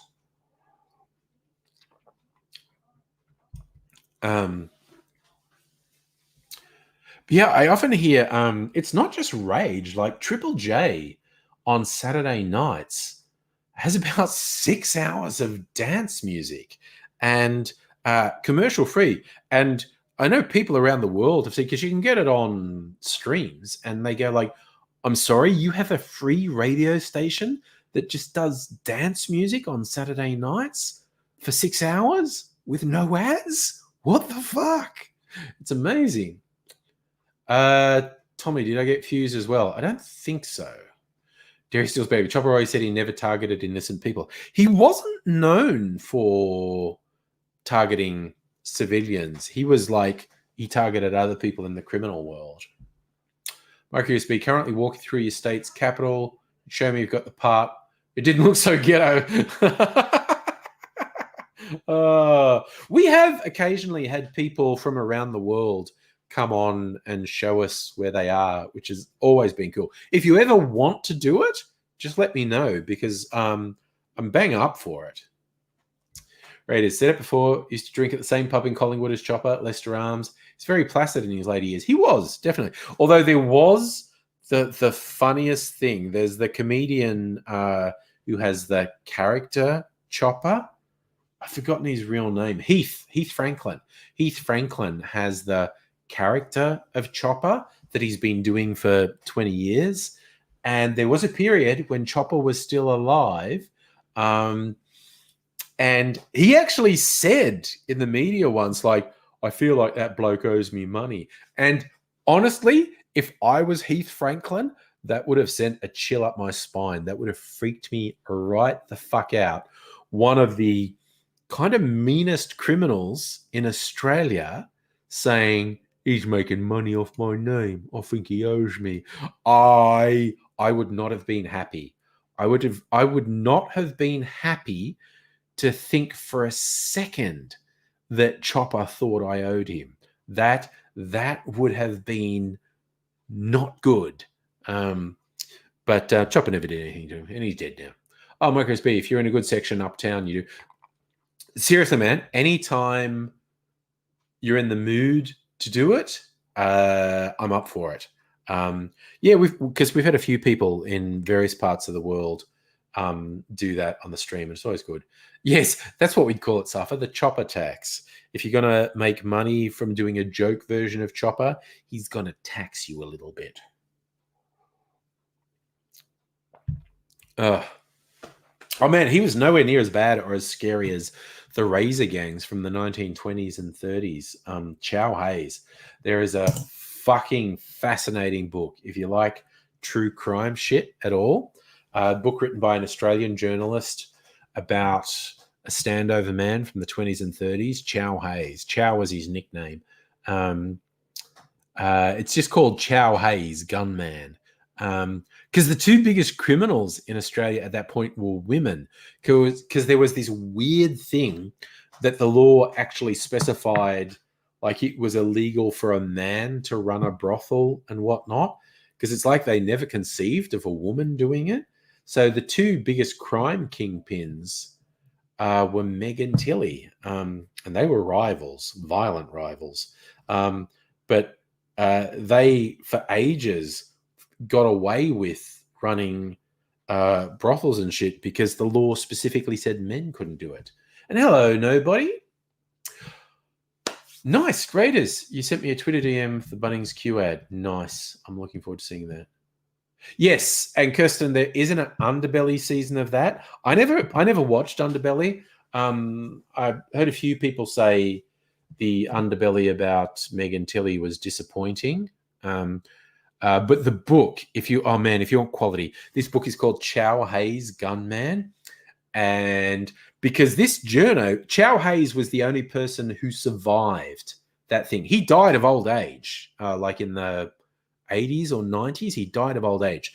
This journalist found him. He was like living in a halfway house for indigent people, and sat down with him and said, I want to write your story.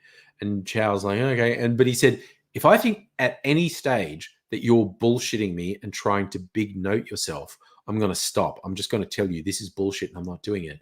And Chow said, okay, micro USB, how long does it take you to get home? It's 9:30 now. And I don't know when I'm going to finish tonight. Sometime between 10 and 12. I haven't actually decided yet. I'm feeling pretty good at the moment because I know exactly why I got fucked up last night, for two reasons. Because I started with nuclear porn star martinis. I made 2 porn star martinis with overproof spirits, and those two combined, those first 2 drinks, that was probably 1, 2, 3, 4, 5, 6. Those 2 drinks were probably like 7 or 8 standard drinks alone. Okay, they were pretty serious.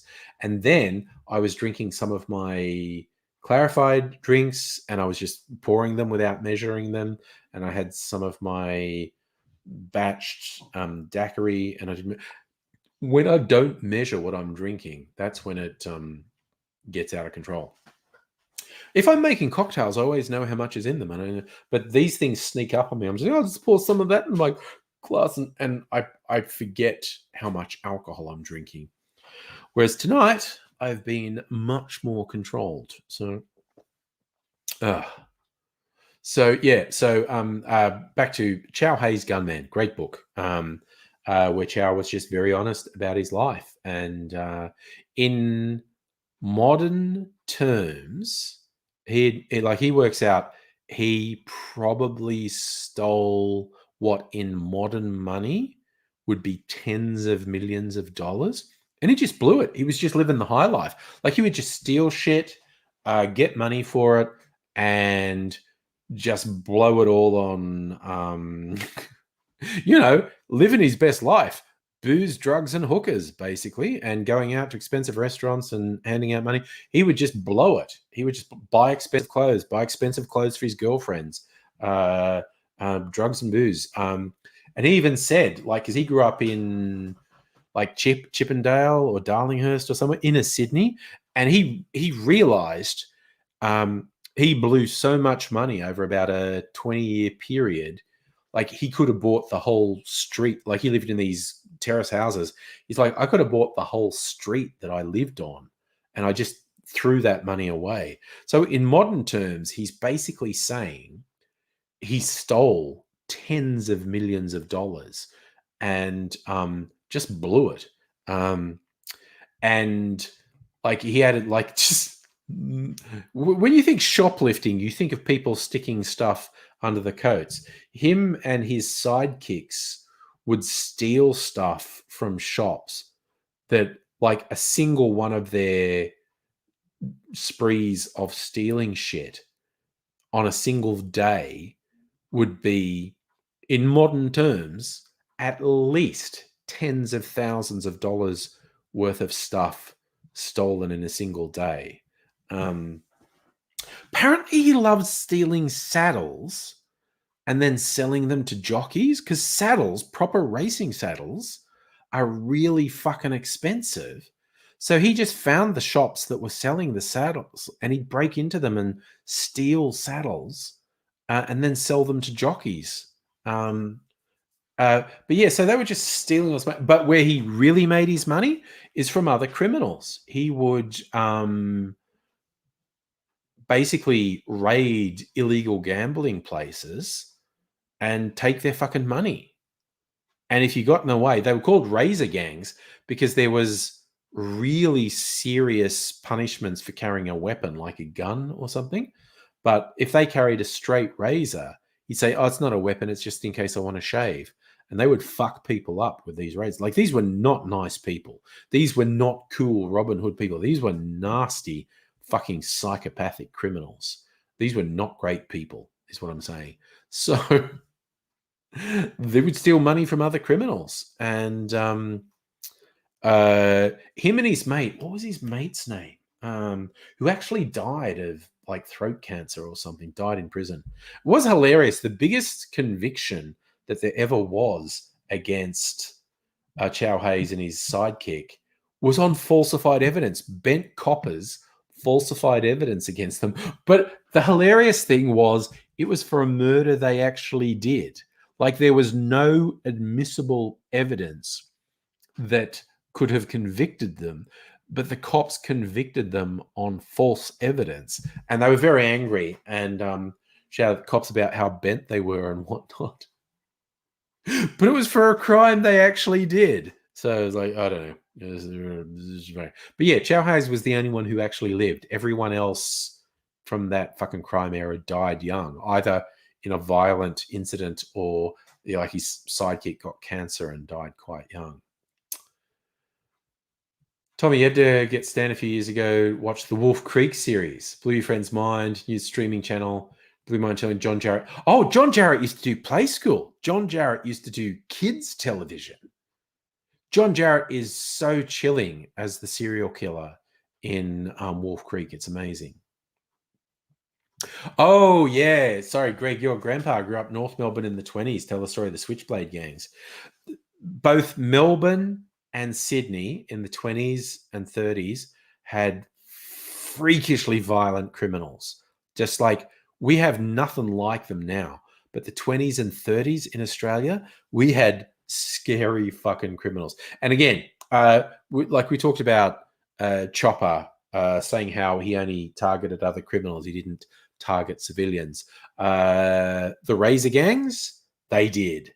And every time, like, they committed like a terrible crime and there were some witnesses, those witnesses would never testify because these guys would find them and basically stand over them with a razor and say, "You show up in court, you make a statement to the cops, I'm just going to fucking kill you. Like, yeah, I'll still go to jail, but you'll be fucking dead."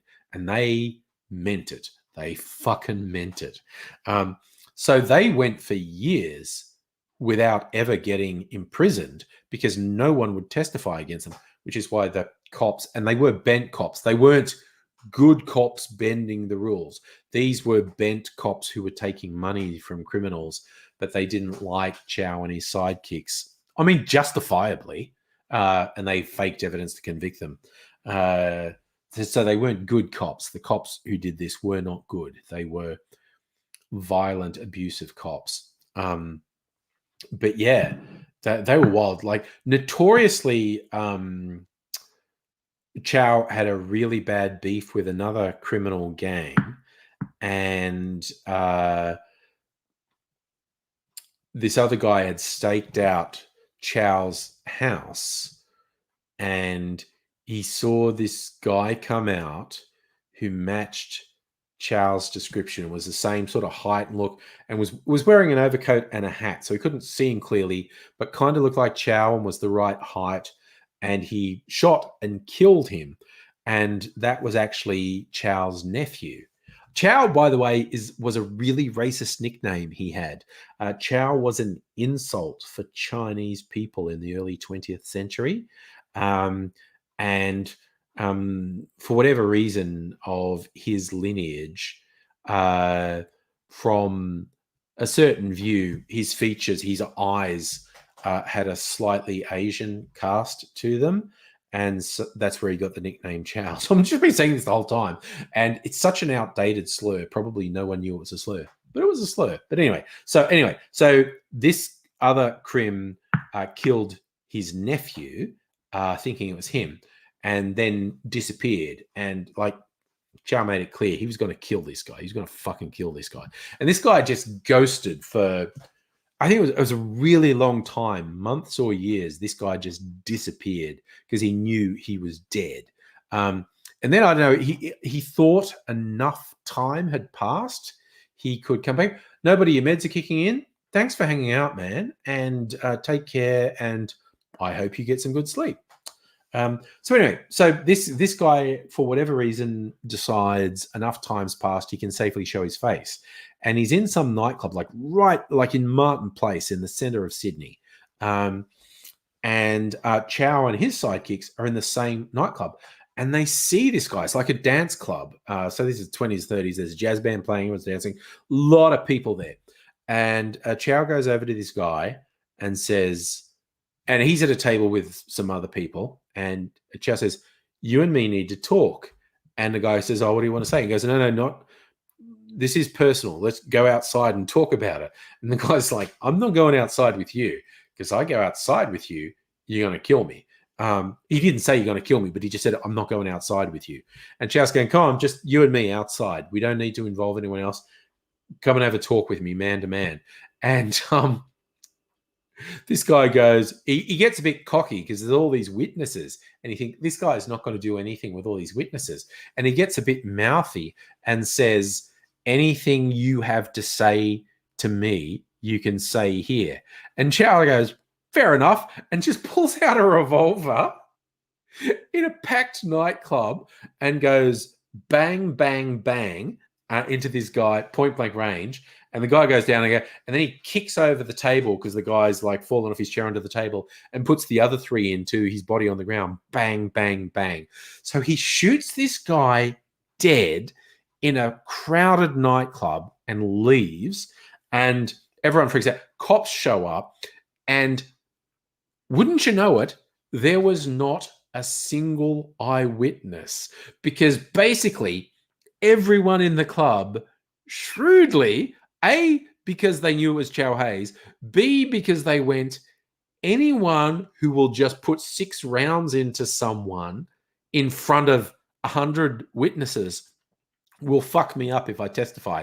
So the cops were like interviewing everyone was there, and they were just like, no, I didn't see anything. And like, a guy got shot 6 times in the middle of this nightclub, and you didn't see anything. And they're like, nope, I didn't see anything. And that's how scary he was. He was that scary, people wouldn't testify against. It's kind of like the Cray twins in the East End of London in the 60s and 70s. They were so psychopathic and so murderous, people would not testify against. They killed people with multiple witnesses, and no one would testify, because they're basically going, that's the Cray twins. And if they're going to kill people with all these witnesses, they will kill me if I testify against them. So I'm not saying a goddamn thing. So it's like they killed a bunch of people. And I think they both died in prison, but they were ultimately only convicted of 2 murders, and they killed so many people. But there were 2 that were super public. And my personal favorite one was apparently, and it was a rival gang thing, and it was like one of the Crays was gay, but it was this weird thing where everyone knew he was gay, but no one openly said it because they didn't want to upset him. But then it was a rival heavy from a rival gang was mouthing off all the time, calling I forget, it was Ronnie and Reggie were the Cray twins. I forget which one was gay. And this rival heavy from another gang was mouthing off all the time, calling him a fat poof because he was a bit overweight and he was gay. So he used to go around calling him a fat poof. And so Ronnie or Reggie, whichever one it was, finds this guy in a pub, a very crowded pub, and basically has this same conversation that Chow Hayes had with someone, said like, you and me should go outside and talk. And he said, you want to say anything? You can say it in front of everyone. And then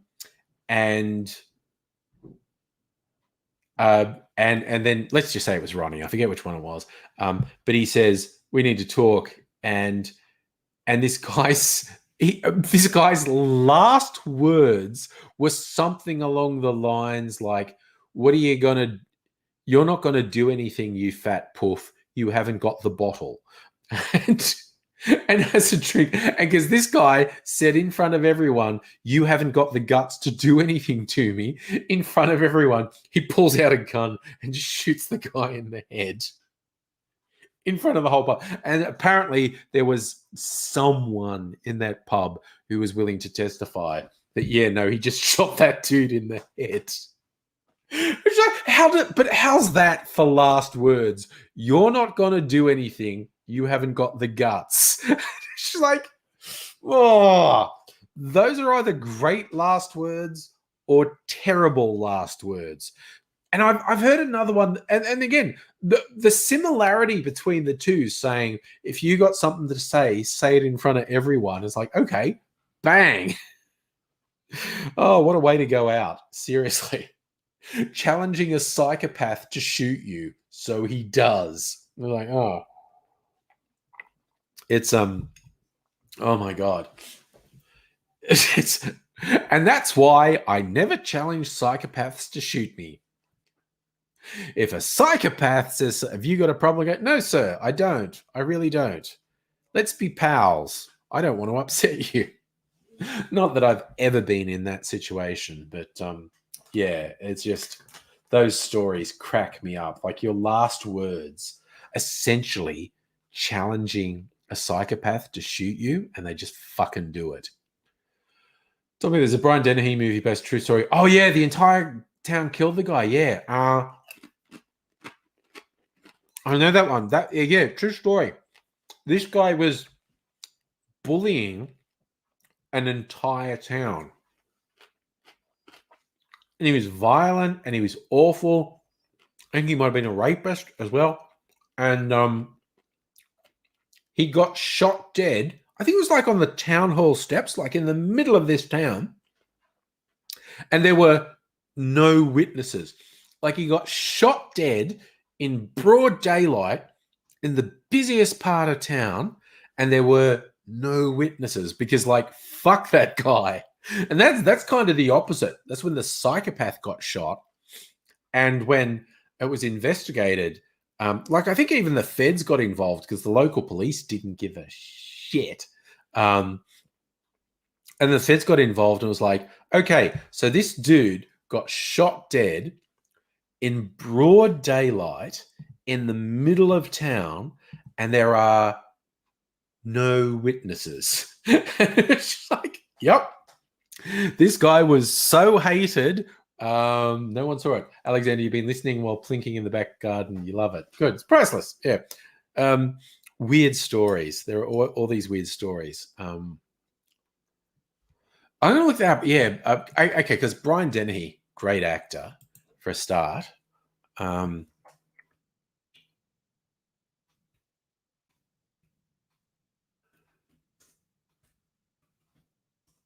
put Brian Dennehy movie Bully.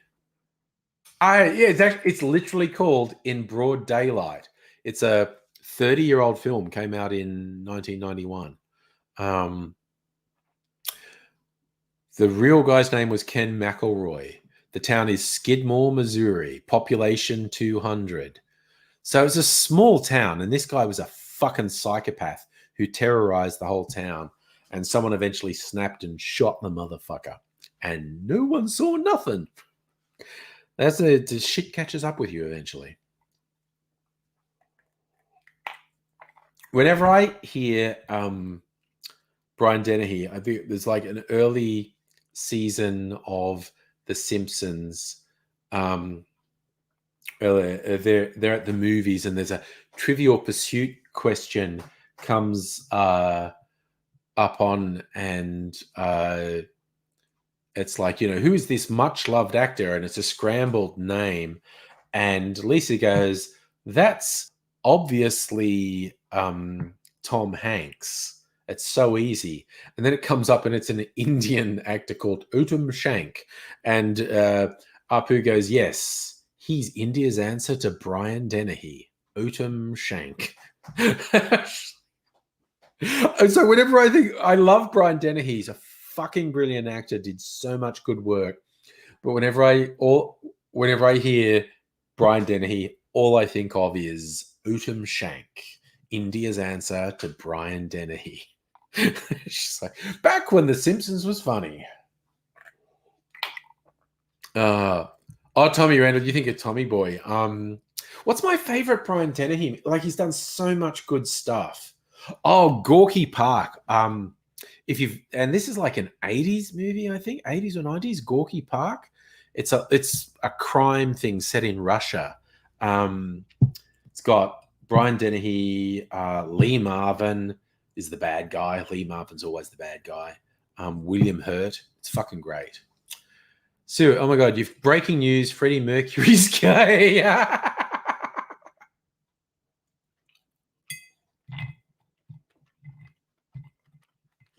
Also, for those of you that asked my sister Sue, actually took me to a Queen concert with Freddie Mercury.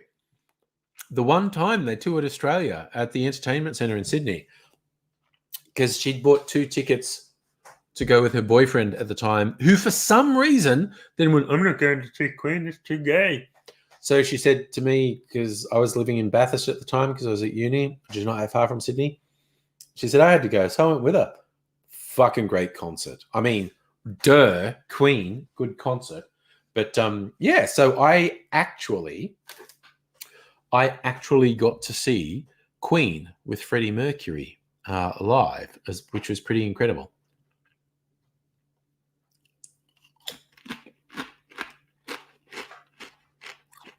Tommy, was Brian Dennehy in the South Park movie, or did they just make a reference to him in the South Park movie? Long time since I've seen it. I can't remember.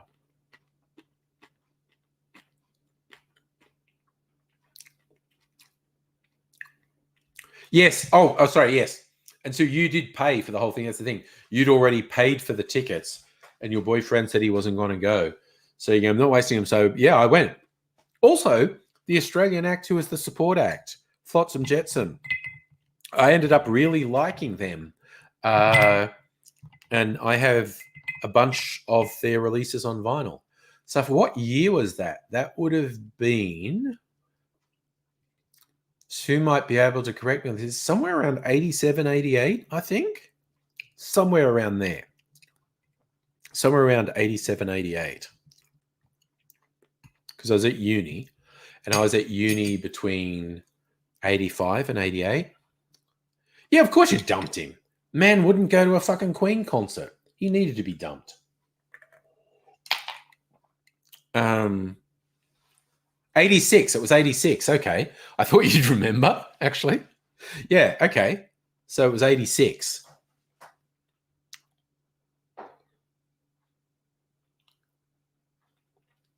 Ah, so Tommy Brian Denny popped up in the What Would Brian Boitano Do? Okay. Yeah, but he was a good actor. Brian Dennehy was a good actor, good character actor. Loved his work. But I always think of Uttam Shank. India's answer to Brian Dennehy.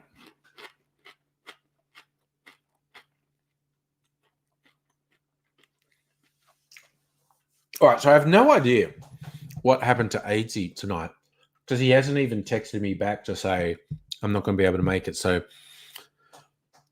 I don't know, stuff fucked up, stuff got out of control.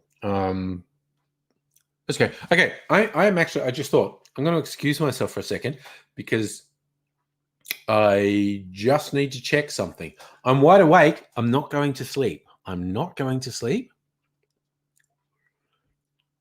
Sue, your memory is I stood there cheering. You were too dumbfounded to move.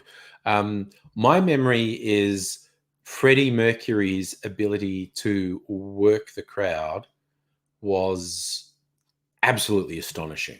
I'll tell you my memory of that when I come back. I'll just be a minute. I just have to check something. Oh.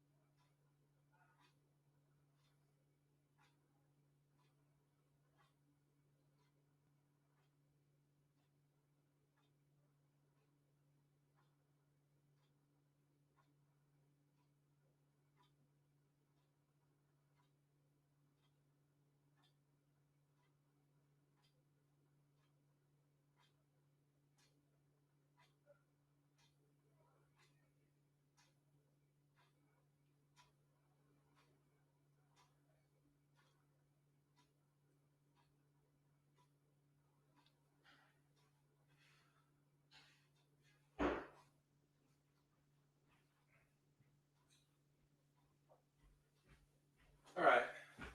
I checked. I'm just checking how long I'm going to be here. So I hope the empty screen. I'm going to have a toilet break. I'll be back in a sec.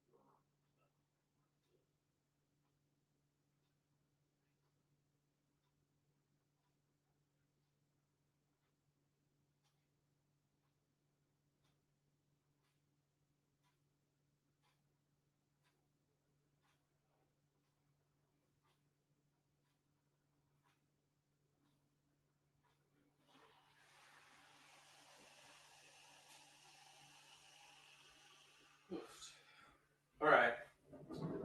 Having my toilet break, and I'm back. I'm back. It's me again. Once more, I'm back. Okay. Tommy, you're not annoying me. You're all good, man.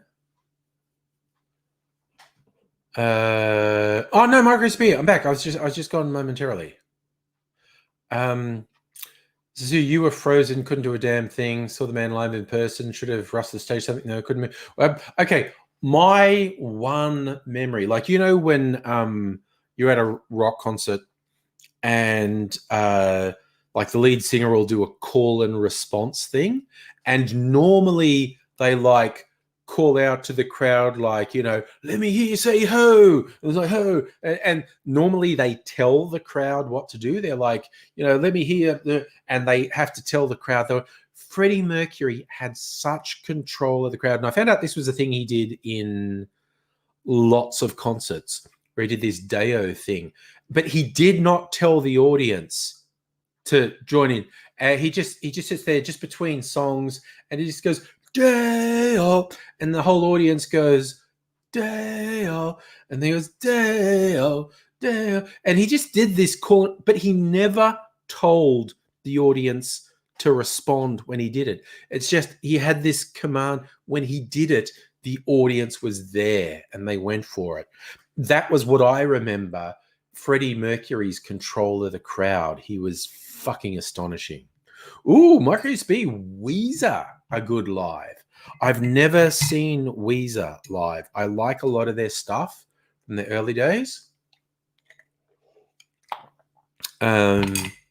Yeah. Don't know who else does he internationally? I remember when the Pet Shop Boys toured Australia. I really enjoyed their show. And what was really, I thought was really cute, the lead singer Neil Tennant seemed genuinely humbled by how much the crowd loved him. Like the crowd was going fucking wild, and his thank yous between songs always seemed a bit embarrassed. Like, wow, I'm really overwhelmed with how much you guys are digging this, which I thought was really cute. But I probably is my one regret. I know I can actually cite two regrets from my youth: not seeing enough live acts and not traveling enough.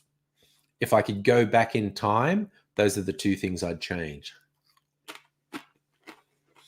Tommy, you loved how Freddie would change words to songs every time. All right, I used to do whatever he wanted, man. Ah, nice. Micro, the Weezer did a whole bunch of covers. Black Sabbath song, Everyone's Through the World, No Scrubs. They released an album of covers, didn't they? Which I seem to remember was kind of uninspiring. But all right, I kind of feel like having. I'm probably going to go to bed. I don't know, in the next half hour to hour. Feel like having one more drink. Maybe something with blue curacao to use up my blue curacao.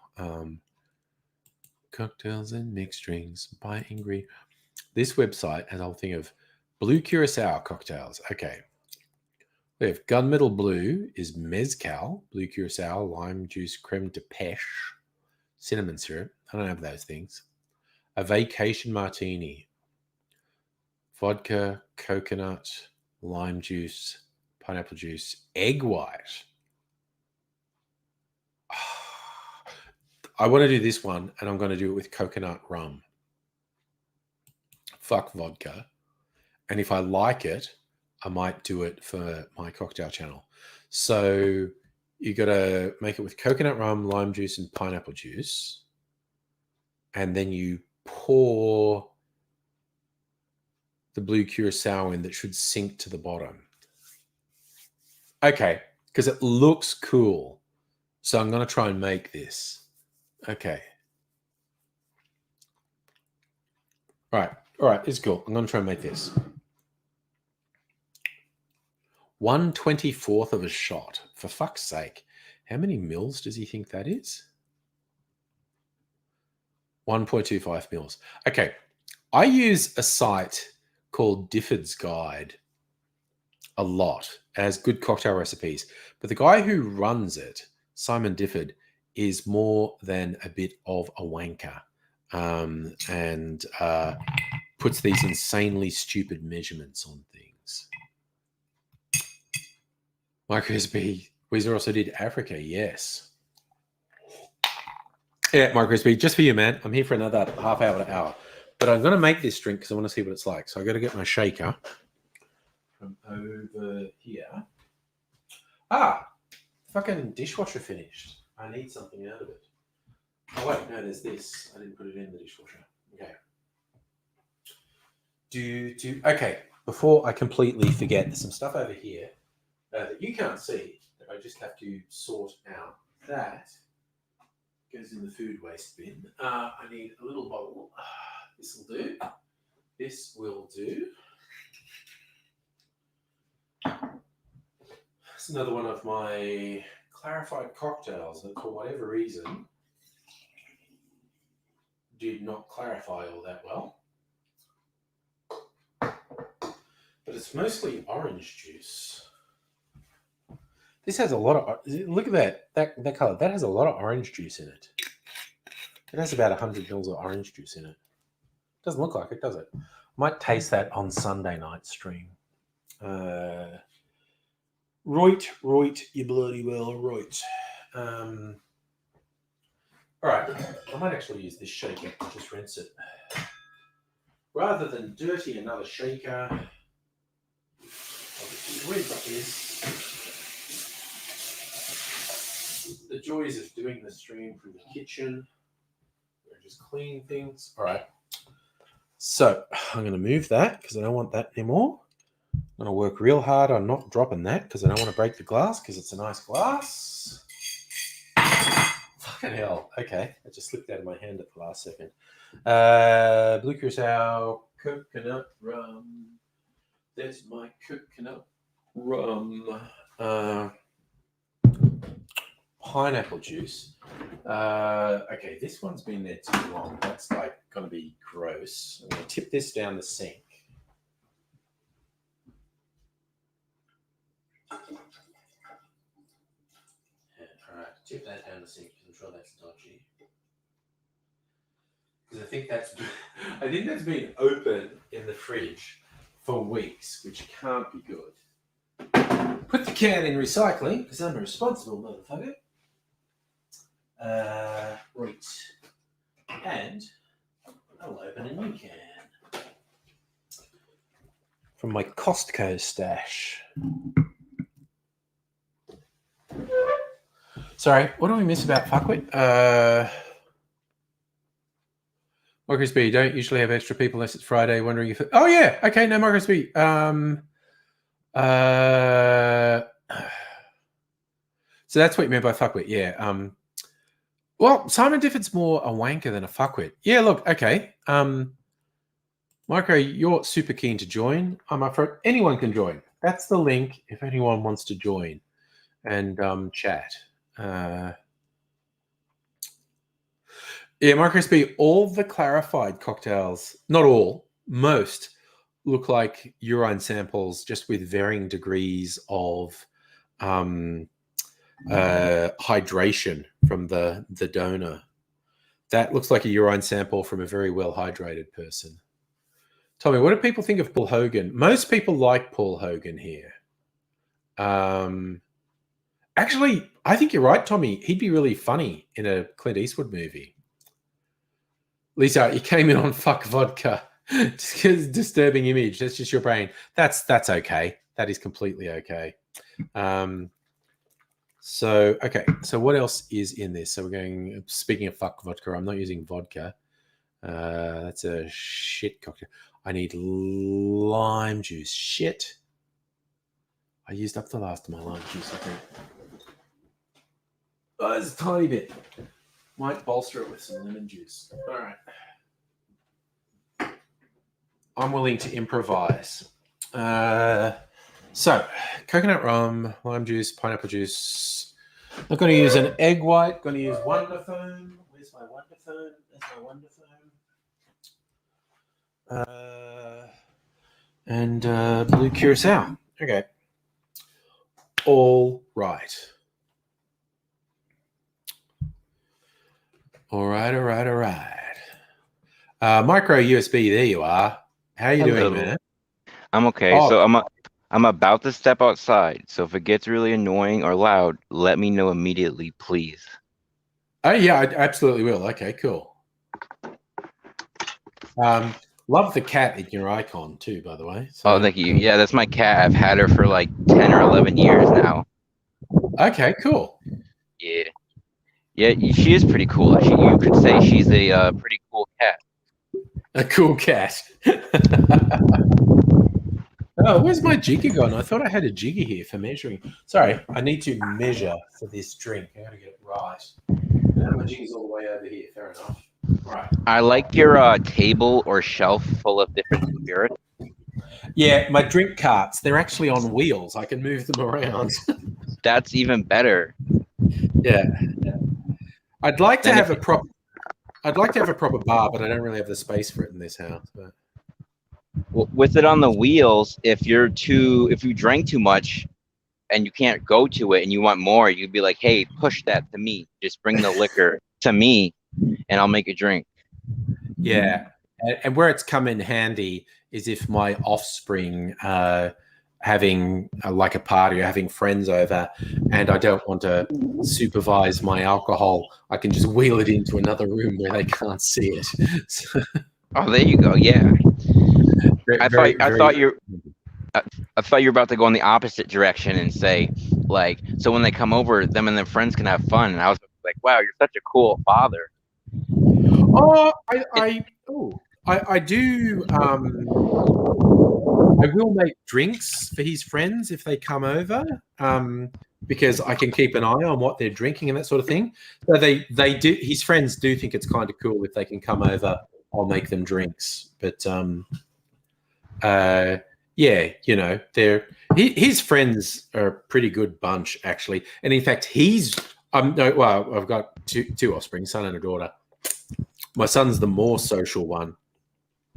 If he's actually not shy. If someone in his social circle turns into a dickhead, he'll fuck them off and say, "No, you can't come over because everyone else thinks you're a dickhead because like you were like saying gross things to this girl or this guy or whatever." So he's actually really good like that. That's so good. Yeah. I was gonna say something, but I completely forgot whatever it was. So I guess obviously it was not important at all. I'm having a drink myself, but it's not any nice mixed drink. It's a can of flavored stuff from the gas station.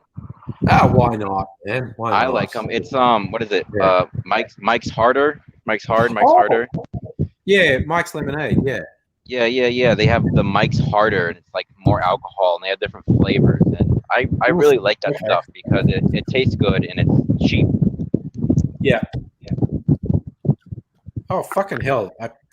I'm making a cocktail. I don't have a seal on this, and it's coming out. It's not good. Now the shake is all wet, and I'm worried about can't do it properly. What happened to Aidsy? I never saw him on the stream.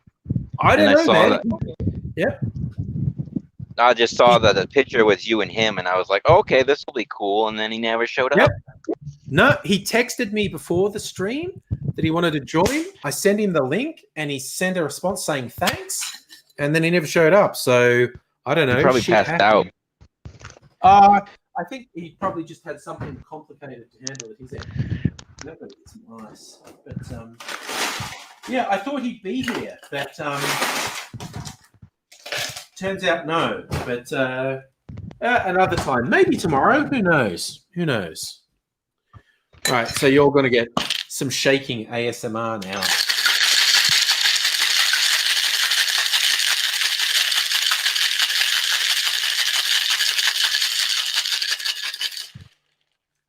Oh, that gets me so wet. All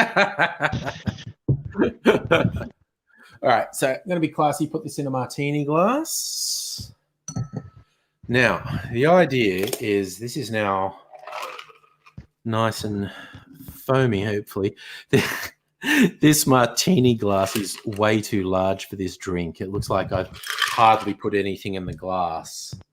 But the idea now is you pour some blue Curacao down the middle, and it's supposed to layer. So we'll see how that works. So you know a lot about alcoholic beverages, obviously, as we all know. So what does shaking the drink do for it versus stirring the drink? Is it something about the flavor or? It okay, so that actually does look good. I might make this for my cocktail channel. Okay, so the general rule when you're making cocktails is if the cocktail has citrus or something that really needs to be very thoroughly incorporated in the drink, like cream, anything creamy, you shake it to make sure it's really thoroughly integrated. If it's all booze, and some of my favorite cocktails are all booze, you stir it. You just put it in ice. Both stirring and shaking do two things. They chill the drink and they dilute the drink a little. But also, if you shake it, it aerates the drink and it's going to make it a bit cloudy. So a citrus is going to make a drink cloudy anyway. So you want to thoroughly integrate it and shake it. Tommy's joining us as well. Hang on, I just got a... I don't know Tommy. I don't know Tommy either, but I'm just saying, hey, join us, Tommy. There you go. I can see you, man. Wait. I know this man. You know this man? I'm How you pretty. doing? I know this man. Just from chat. How you Oh doing, yeah. man? I'm pretty. I think we've got a bit of a delay between us and you, Tommy, but that's okay. A lot of a delay. Mhm. Oh yeah, can hear us Sorry in the about that. background. It's like a But, you 5-second delay. Yeah, not Yeah. huge. Okay, my sister's got to go. I died on her TV, but that's fair. Okay, this drink does not actually taste very good, but it looks good. So maybe I can modify it a bit to make it taste better. I don't know. Kind of looks cool having the blue in the bottom. I know a cool Halloween type drink if you're interested. It's called Oh yeah, it's more of a shot. It is a shot, and it's Yeah. not more of a shot. It is a shot. It's called an alien brain hemorrhage. oh yes, I've heard of that one. Yes. Yeah, it's got. I can't remember the exact liquors in it, but I know one of them is Bailey's Irish Cream, I believe. Yeah. And you pour it Yeah. in, and it curdles, and it looks like a brain. It doesn't Yeah. taste bad at all, but the consistency is very weird. Yeah, there's a few shots you do with cream liqueurs and you pour stuff through them and you get really weird effects. But yeah, I'm not a huge shot person, but they're fun from time to time. Yeah. I'm the same way. I would rather get like a rum and coke and sit there and sip on it. Yeah. Yeah, I like, in terms of cocktails, a lot of my favorites are the really boozy ones that you just sit there and sip. But yeah, you know, I like a bit of variety. Occasionally have a really desserty one. Really surprised at how boring and bland this is. I have to think of a way to make this better. There's a couple of cocktails I want to try, but I'm just too lazy to go buy the stuff to make them, and I'm too cheap to go to a bar. I can identify with that. Oh, nice. Tommy's gone for the Friday the 13th hockey mask. I like it. I like it with the dark background. You're working it. I like it. Yeah, it's Oh, good. thank you. It's very good. Yeah, It's good. I love it. The delay. It's a good look, man. Yeah, I think I just maybe make this as a daiquiri. Forget the pineapple juice. Pineapple juice to me it's a bit like orange juice, can overpower a drink, and all you taste is the orange juice or the pineapple juice. I don't know. I might make this as a daiquiri. So that's just like lime juice and sugar syrup with the rum, and put the Wonder Foam in to make it foamy, and then drop in some blue curacao. Oh, you've got a half mask as well. Okay. Now, So is I that, wanna- Tommy, are you a horror fan or a hockey fan? During COVID. I needed That's a your COVID mask? Tom Savini was doing these, so it's like, I'm buying one. Yeah, nice. I love it. I love it. That's excellent, man.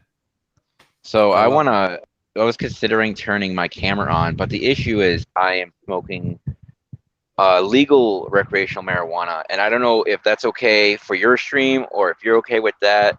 I don't know how all that works, or if you get in trouble. I mean, it's legal here, so I don't see why there'd be any issues with that. It's fine. You know, it's a cigarette as far as the stream's concerned, but like you say, it's actually completely legal where you are, and when we're not promoting it. Oh, I'm sideways or Oh, there you upside are. down. Yeah. Yeah. Hello. I was going to say, yes, you've been on camera before. It's like, I know that face. You've come on camera before. Now I gotta find a way to keep my phone up so I'm not like sideways. And I am still the only one on screen that's a hideous chud. So Oh no, No, man! I think All beautiful people here. it's the beautiful man night. I had a bit of a ladies' night last night, but it's all us lads tonight, so I'm loving it. Nice seeing you, Tommy. Where are you based again?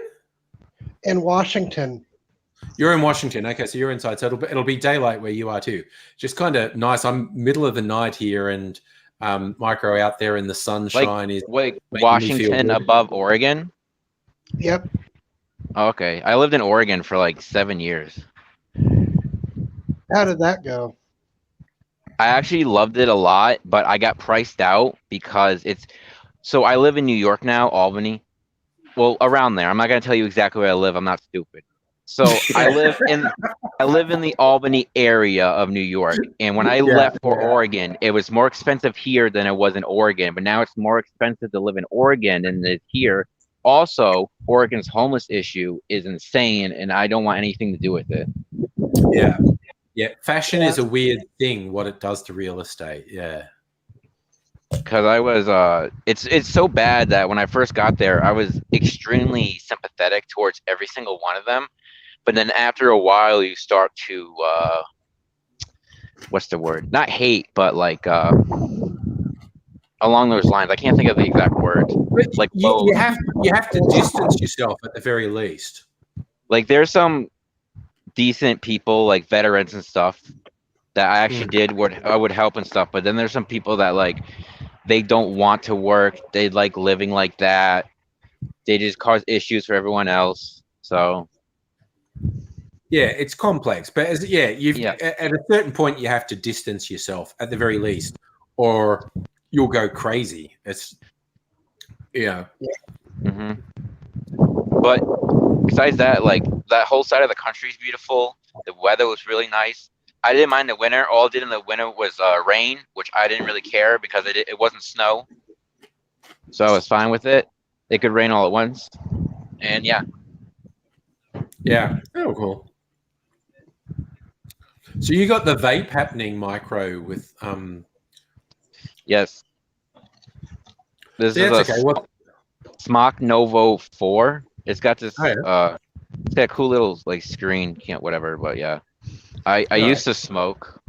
I smoked for like 5 or 6 years, and then I just had a day where I don't know, I just didn't like it anymore. I remember taking a drag and I had a coughing fit, and I literally couldn't catch a breath for like a good 30 seconds, and it scared me so badly that I just stopped, and I've been doing this for years now. Yeah, it's a bit better. It's like there's so much cancer in my family. I've never smoked, but very, very bad legacy of cancer in my family. So I'm kind of glad I don't smoke. So. But I genuinely enjoy smoking tobaccos, not even just cigarettes, but like cigars, pipes. I genuinely enjoy it, and it's hard to stop doing something when it's not just because you're like addicted to the chemical, but you genuinely enjoy the activity and everything in the clue. Yep. There's a whole thing that goes with it. Yeah. There's a culture behind it. Yeah, absolutely. Annette's back. Hi, Annette. It's different with people that do cigars or cigarettes or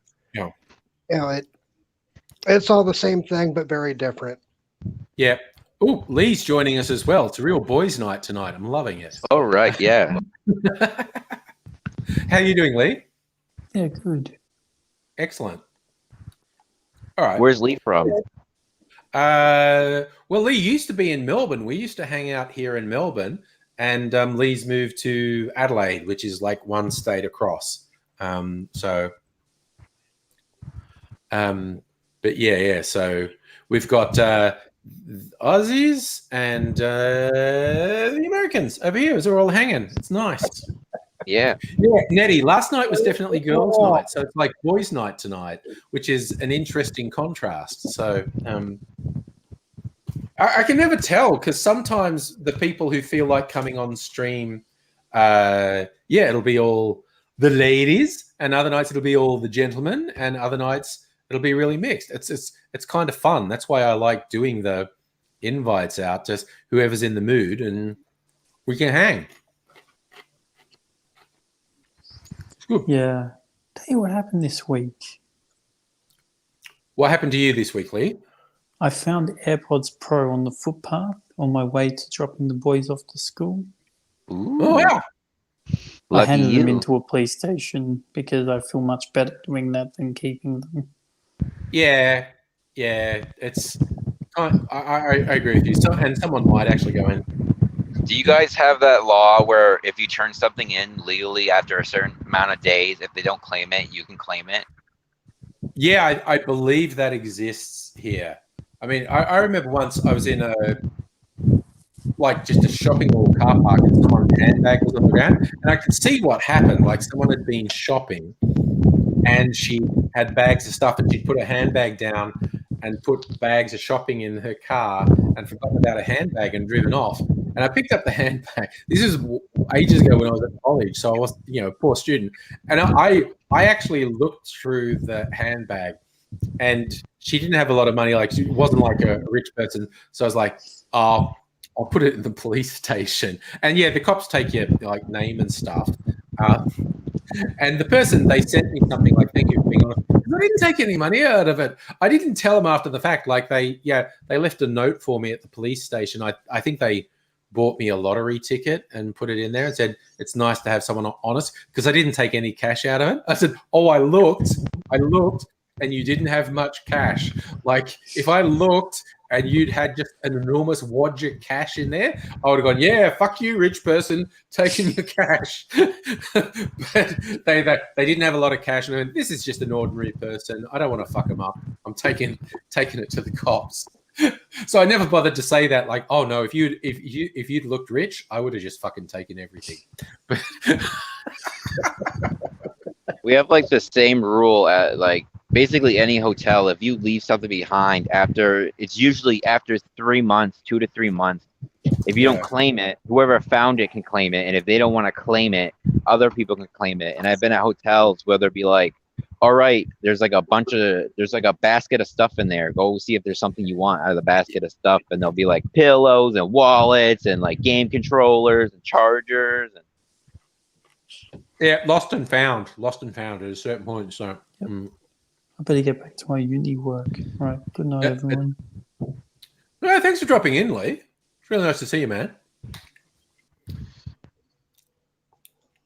I'm sure okay, Tommy's gone to a dark room, is playing up the horror theme again. I don't know. I kind of like it. It is. It's fun.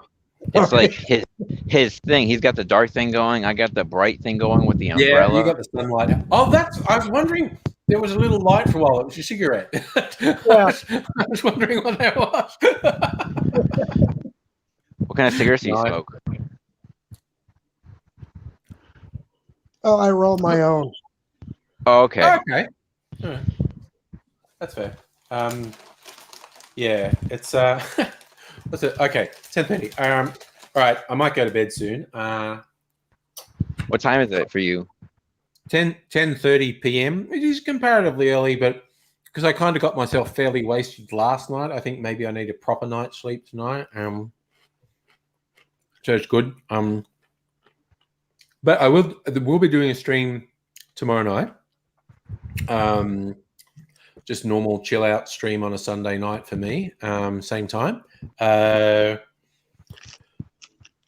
Yeah, and so is that your tobacco, Tommy, or?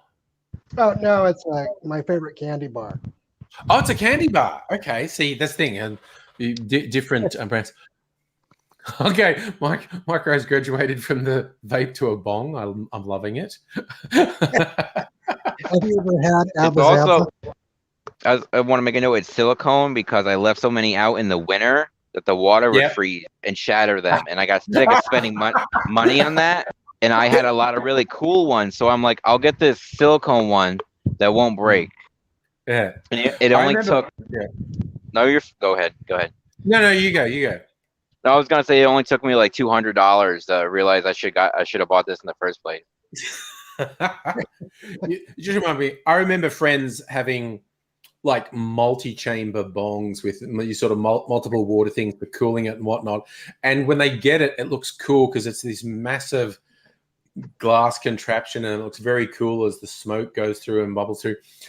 but it becomes a real bastard to clean, so it ends up getting really brown and dirty. And gross. Yeah. It gets really gross. It starts off being cool, ends up being gross. And some of them are really annoying to clean. I mean, there's an easy way that you can clean them, but Jesus. Yeah, Nettie's saying she felt really seedy today. The weirdest thing was how unseedy I felt when I woke up after clearly being extremely inebriated on the stream last night. I woke up just feeling peachy. But then in the middle of the afternoon, I was playing a video game, the Mad Max video game, and those 3D games, when you move around, sometimes they give me sort of mild motion sickness. And that's what happened. I'd been feeling fine, and I played this game, and I'm fanging it with my car around the desert, beating up war boys and whatever. And then I started to feel slightly sick, and I went, well, that was a bad idea because I was feeling fine till I did that. Nettie, AZ never made it. He texted me just before the stream. He wanted to come on. I shared him the link, and he said thanks, and he never made it. So I don't know. Something weird happened at his place, I guess. But I reckon I'm going to head out for the night. So thank everyone who's been here in the stream. Tommy and Micro, awesome to actually see you chaps on here. Nice to finally talk to you in person. Yeah, it's really cool to get you on here, man. I really enjoy it. Love to see you. So hopefully catch you all another time. Like I'll be doing a stream tomorrow night. See you around. Everyone have a good night or day, depending which part of the world you're in. No, see you all later. Bye for now.